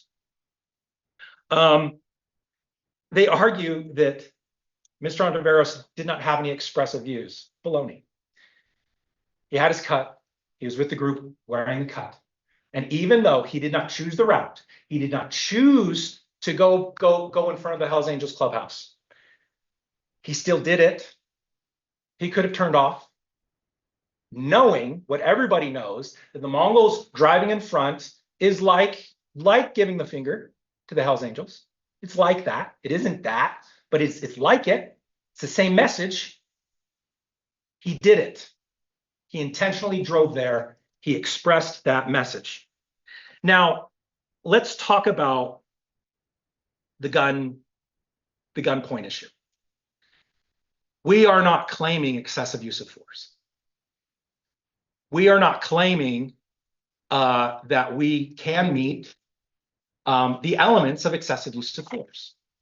What we do plead in the first claim of relief, paragraph 85, is that Sergeant Donaldson's arrest was a violation of the First Amendment rights. Second claim of action, limiting the liberty rights, and that's paragraph 95. That goes to whether Sergeant Donaldson arrested the plaintiff. Third claim, paragraphs 102, 103, 105, and specifically, plaintiff's detention also violated plaintiff's rights to be free from unreasonable searches and seizures under Article 1, Section 18, unquote. That's in paragraph 105. It goes to whether Sergeant Donaldson arrested Mr. Ontiveros. Because either he detained him under reasonable suspicion, or he arrested him, which requires probable cause. He admits that he didn't have probable cause in his deposition. At the same time, he says he does have probable cause in his answer. But still, the question is, was there sufficient probable cause for the arrest? And I'm saying there is not. The case law we cite in the briefs says that if during a traffic stop, you pull the person over by gunpoint and start giving orders, that is an arrest. And that's all we're saying. We don't mention gunpoint. We didn't think we had to. Was what Sergeant Donaldson did an arrest, or was it not an arrest? And Ninth Circuit binding case law says pulling over at gunpoint, yelling directions is an arrest. Now,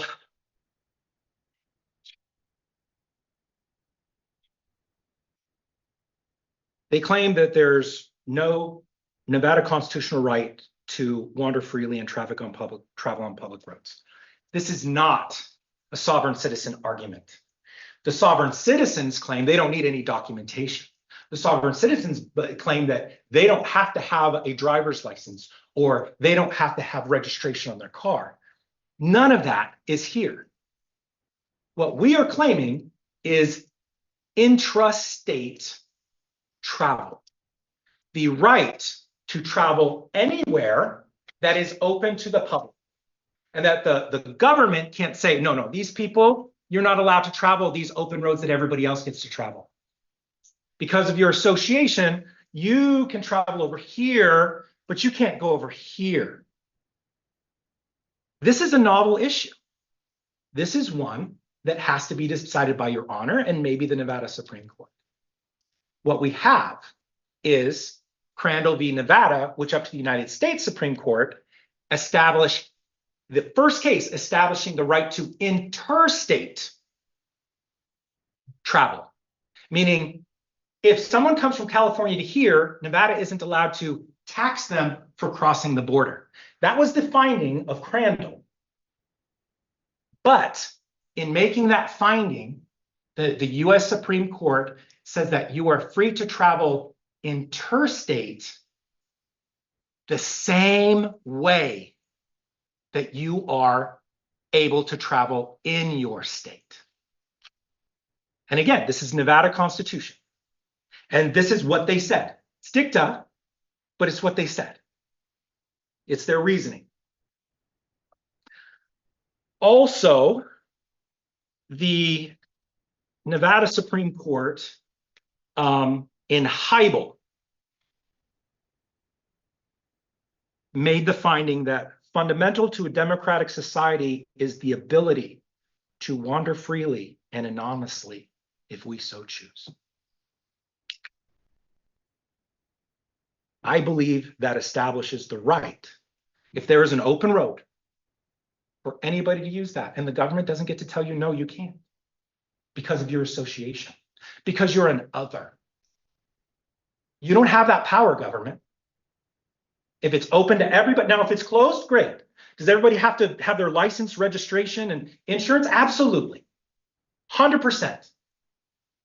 All Mr. Ontiveros did was express discontent for the Hells Angels Motorcycle Club by driving in front of it on Bonanza Road, 5-lane major thoroughfare. That's it. But they want to arrest him for it, so they figure something out.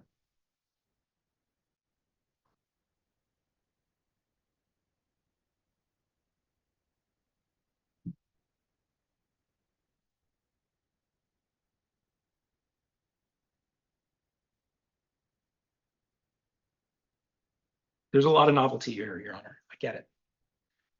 We specifically did not make federal claims.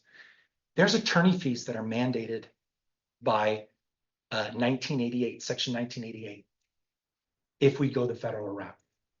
There's no guarantees of attorney fees here. That is actually in the Herndon case before the Nevada Supreme Court right now, of whether there's mandatory attorney fees on constitutional cases under the Nevada Constitution. My client sacrificed mandatory attorney fees and any claims under the federal Constitution under principle that he gets to come before Your Honor and gets to present novel issues and establish something that protects him against government overreach because they think he's an other. So much so that they'll plaster his mugshot on the first page of their reply with no other purpose than for you to say, man, he's got head tattoos, whatever. And they call all the names. They call all the names. Criminal organization, gang, all of that. But again, that does not take away someone's First Amendment rights. Thank you.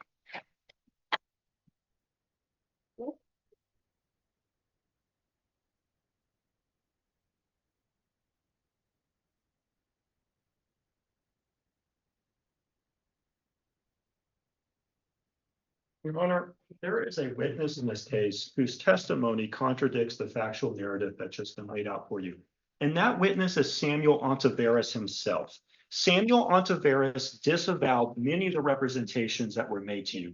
Allow me to point out one that really is egregious and stands out. It's the accusation that Donaldson raised his middle finger.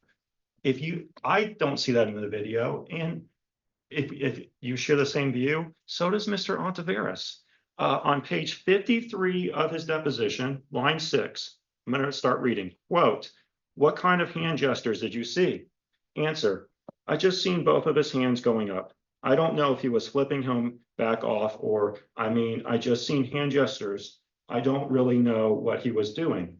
Question, "Did you see a raised middle finger?" Answer, "I just seen hand gestures. I couldn't tell you if it was a middle finger or not." Question, "Did the truck driver have anything in his hands?" Answer, "Not that I seen, no." Question, "Did you ever see the truck driver give you the middle finger?" Answer, "I didn't know."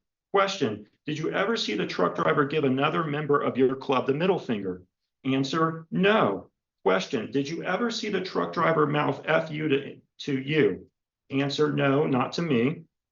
Question, "Did you ever see him mouth F you to someone else?" Answer, "No." I just ended on page 54, line 3. So, Your Honor, many of the representations that have been made to you today are contradicted by Mr. Ontiveros himself. That's just one I want to flag. But if you look at the factual background section of our opposition/counter motion, there's an entire section on the contradictions and the different ways that Mr. Ontiveros has abandoned the allegations in his complaint. Now, Your Honor, you heard a lot about the beliefs of the Mongols, their libertarian views, those sorts of things. But this is a critical point to emphasize to this court. There is a difference between beliefs on the one hand and speech/expressive conduct on the other hand. I, in my head right now, have personal beliefs on whether my Kentucky Wildcats should retain or fire their basketball coach, Mark Pope. But Your Honor doesn't know what my belief is because I haven't stated it. I haven't expressed it through expressive conduct. I'm not holding a sign right now saying what my belief is. I don't have a t-shirt on. So there is a difference between beliefs on the one hand and speech/expressive conduct on the other hand. It is speech/expressive conduct that is absolutely necessary for a viable First Amendment claim. And that is prong 1 of the jury instruction that I gave you in the case law that we've already gone through.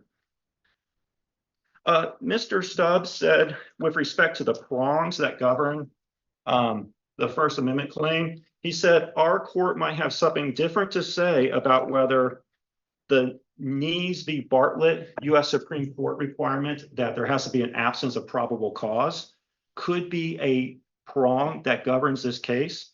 But Your Honor, if I may, I'd like to direct you to page 24, lines 2 through 4. They don't quite line up, I'm estimating. Lines 2 through 4 of Mr. Ontiveros's own motion, which he filed, by the way, before we filed our motion.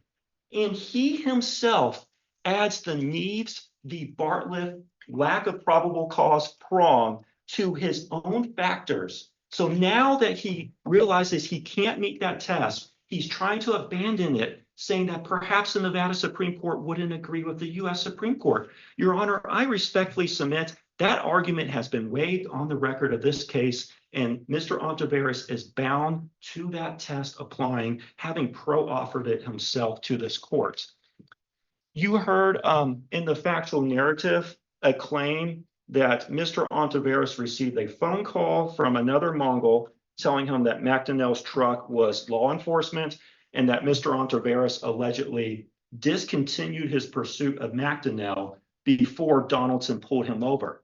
That is a disputed fact. Donaldson said that's not true. Donaldson said he personally observed Ontiveros continuing to antagonize and be right up on McNutt's truck when he stopped and pulled him over. So according to Donaldson's observations, Mr. Ontiveros did not terminate the pursuit before he was stopped by Donaldson. Another thing I'd like to point out, Your Honor, is I respectfully submit that the representations made about the Mongol Nations Ninth Circuit case are not correct. And what I'd like to do, I don't have a printout. I'd like to show counsel a footnote 4, and then I'd like to show you, if I may, on the iPad. So counsel, I'm going to show the court footnote 4. This is on Google, Mongol Nation. I didn't get to read it. Just a second. Yeah, right.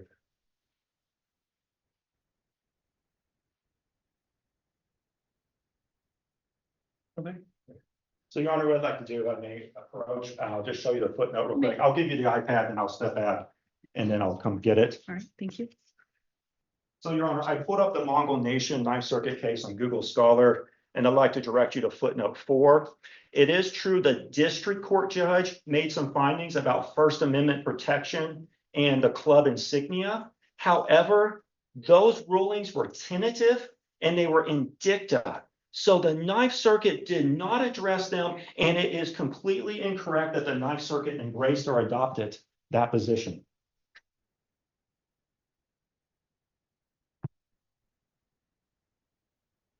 The mugshot, Your Honor, that is relevant. I'll tell you for 2 reasons.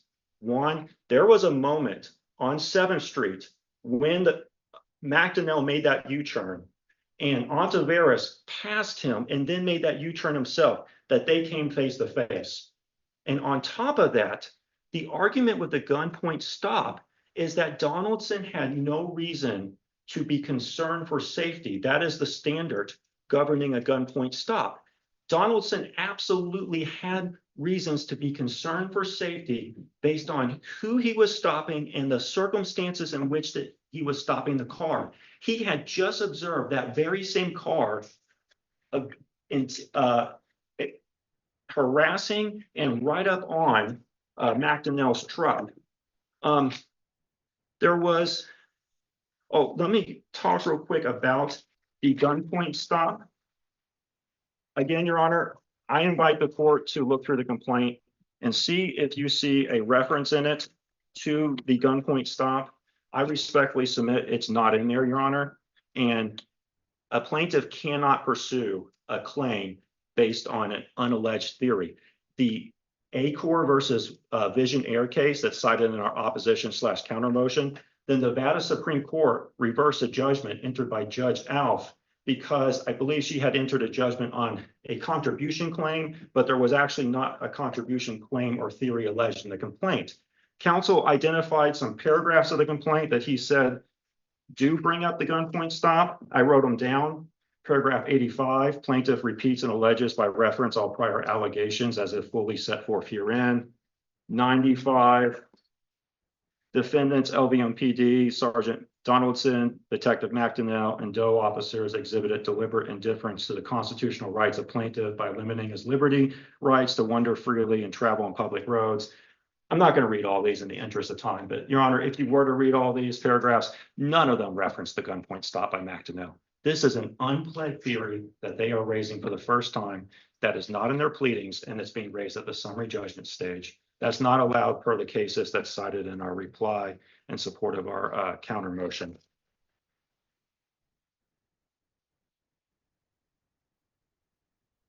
There is not a South Dakota case that I'm relying on, Your Honor. I believe counsel is mistaken in referring to the Top Hatters Northern District of California case by referring to a South Dakota case. Counsel's referred to a Nevada Supreme Court case that supposedly found that the Hells Angels is a protected association. That is a case from the 1980s, and it's actually a regulatory case. It's not a First Amendment claim case. It's a claim involving a Hells Angels member losing a state license for no reason than otherwise than being a member. This is a different type of case. This is a First Amendment case governed by the elements in the jury instruction that I gave you. There's an accusation that there's an admission in the answer that Ontiveros was arrested for going past the clubhouse. That is incorrect, Your Honor.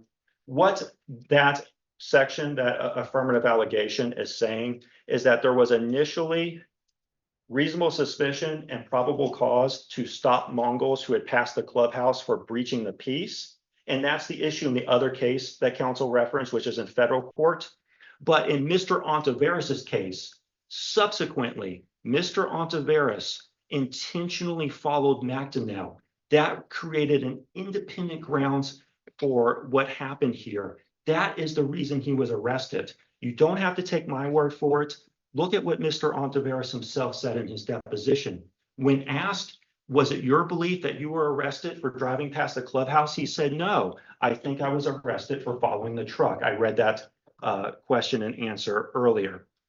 On the deliberate fabrication of evidence claim, Your Honor, it cannot be based on an arrest report and on the arrest. And we do cite a federal case in our brief addressing this precise issue. And it says that an arrest report prepared after the arrest cannot support a fabrication of evidence claim. And that makes sense because the reports are prepared after the arrest. The arrest has already occurred. The Heibel case was cited in support of the freedom to wander and travel claim, but the Heibel case actually supports my position. Heibel upheld as constitutional the Nevada stop and identification statute. So Heibel shows that the supposed right to freely wander and travel is still subject to government laws, statutes, and regulations, one of which is NRS 199.300. Finally, Your Honor, I'll close by telling you there's a real reason why this case, why Mr. Ontiveros did not join the other Mongols in their lawsuit in federal court, and it's qualified immunity. Counsel has told you many times that this is a novel case. He used the word novel. In federal court, that admission would warrant granting qualified immunity to the officer. So that is why we are here in state court. Thank you, Your Honor.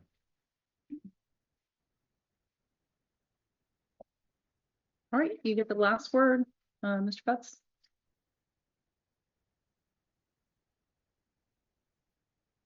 You can make Nevada Supreme Court claims in the federal court.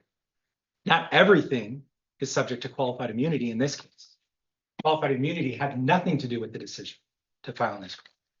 It was to present the novel issues. Under Alvarez, there's an exception to pulling someone over at gunpoint and yelling directions at them if there is a legitimate safety concern. That's an exception. And we set that out. Donaldson, in his deposition, was asked, "Were you afraid for your safety?" He's like, "No more than any other traffic stop." He was not afraid for his safety. He did not have any safety concern whatsoever, any more than any regular traffic stop.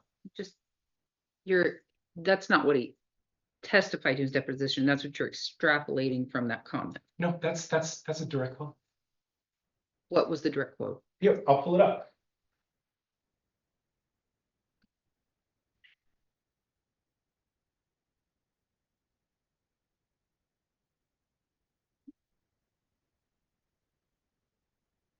It's in the briefs also, but I'll pull up the quote from the deposition. I believe it's in the November 21st.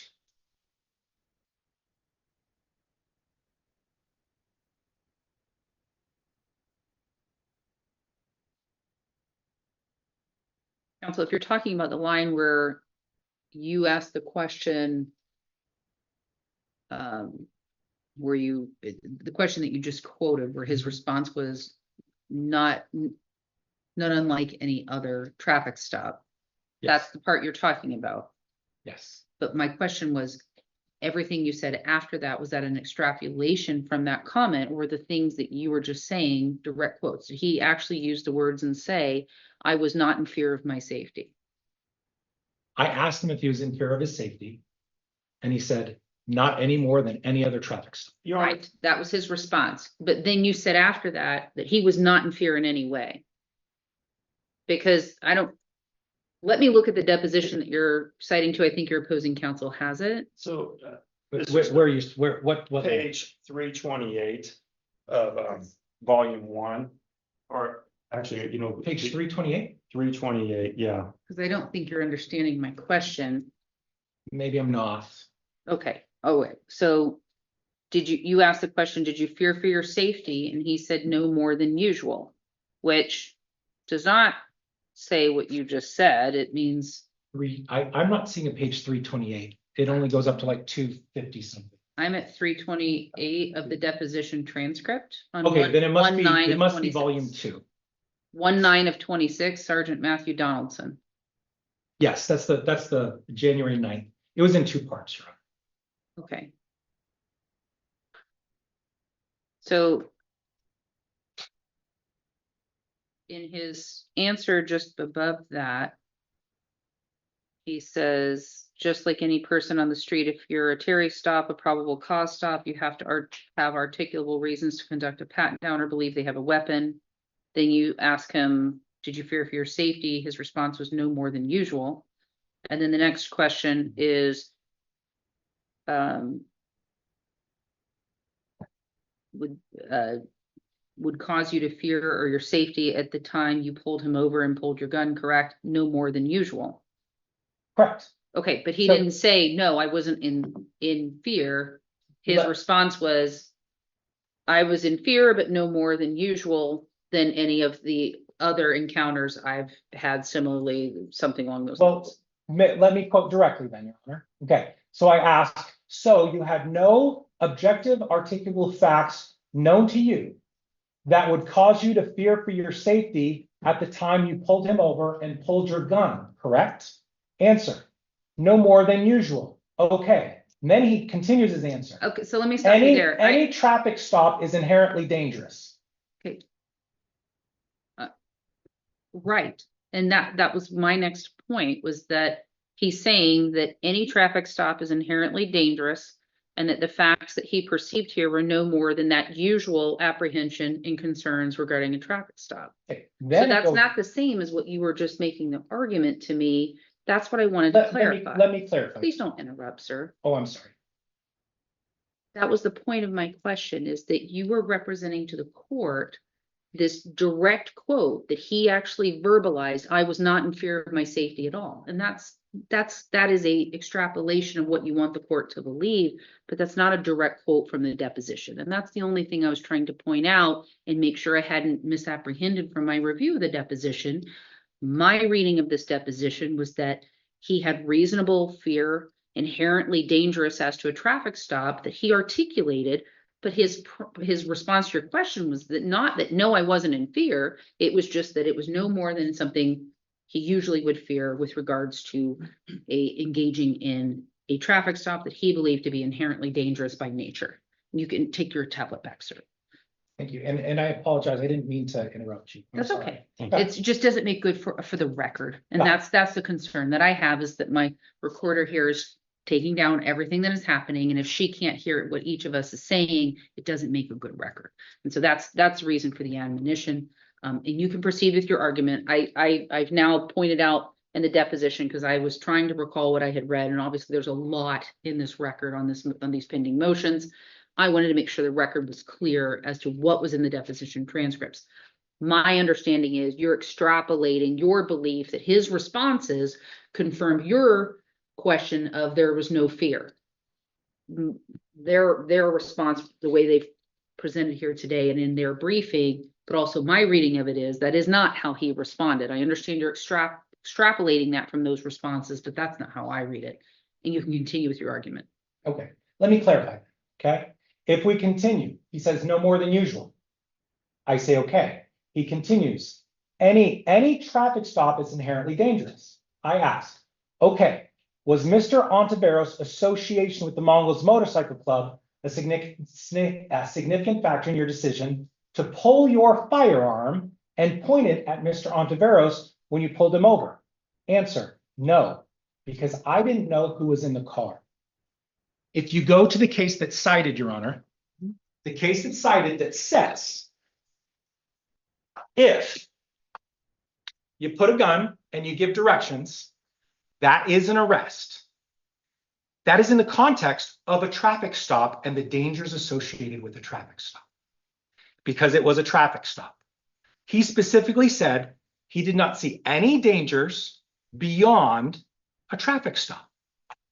That's what he says. That's what I read, that's how I see it. No more than any other traffic stop.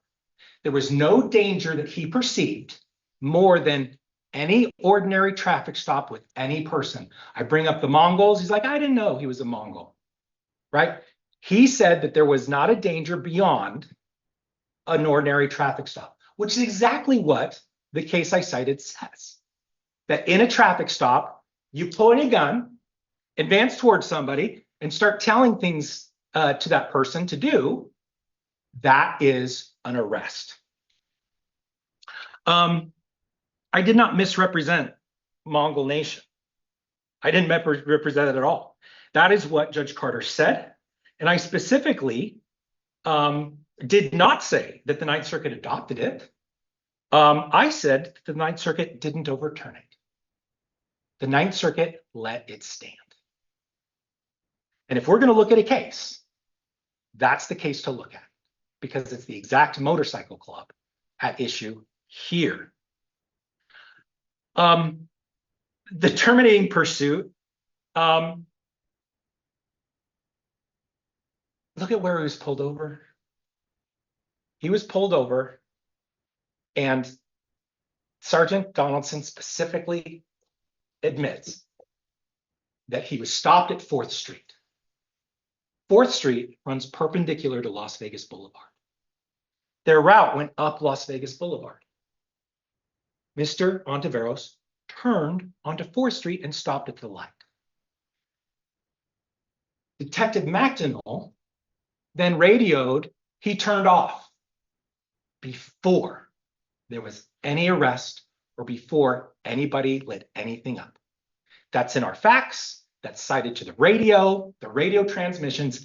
In fact, McNutt admitted that he was about 350 feet away from Mr. Ontiveros when he turned off. 350 feet. That's his admission in his deposition, and it's cited in the briefing. And I realized Sergeant Donaldson said he saw what he saw. I realized that. The admissions and the radio, and the admissions of McNutt and the radio, those control. Now, an argument was made of beliefs versus expressive views. There is a difference between First Amendment retaliation because you expressed a view, riding in front, and then they retaliate, and being a part of an organization that has expressive views. The NAACP is the perfect example of that. When they created the freedom of association for expressive purposes, simply being a member of an association for expressive purposes is protected by the First Amendment, which means that the government can't come after you because you associate with the same people for expressive purposes. That's what the Alabama case was versus NAACP was all about. That is what's happening. Mr. Ontiveros was targeted because he is a member of an organization that holds expressive views. I would invite you to go to the Alabama versus NAACP and see for yourself, because that's what it is. Those members that were on the rolls in that case that they were protecting, they were just members. They were protecting the government from getting that information.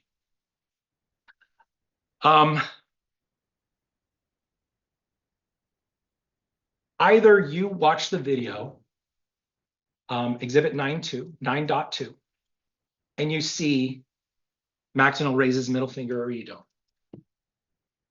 If you don't, that is not a fact you should consider because it is disputed. However, if you do, then that is a fact you should consider, because once you see a video of it, no matter what anybody says, that video controls. I'm claiming it's there. I see it. It's on a loop. because it is difficult to see. But what I see is a hand coming up and this finger, and this finger disappear, leaving exposed the middle finger. That's what I see. Thank you. Okay.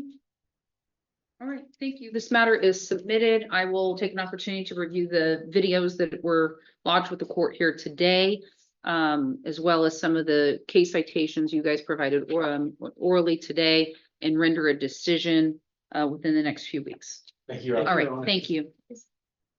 And so it's not under advisement because I haven't reviewed. So I will I will give myself a week to review all of it and be considered under advisement next Wednesday. Thank you. All right, Thank you, Rhonda. Thank you.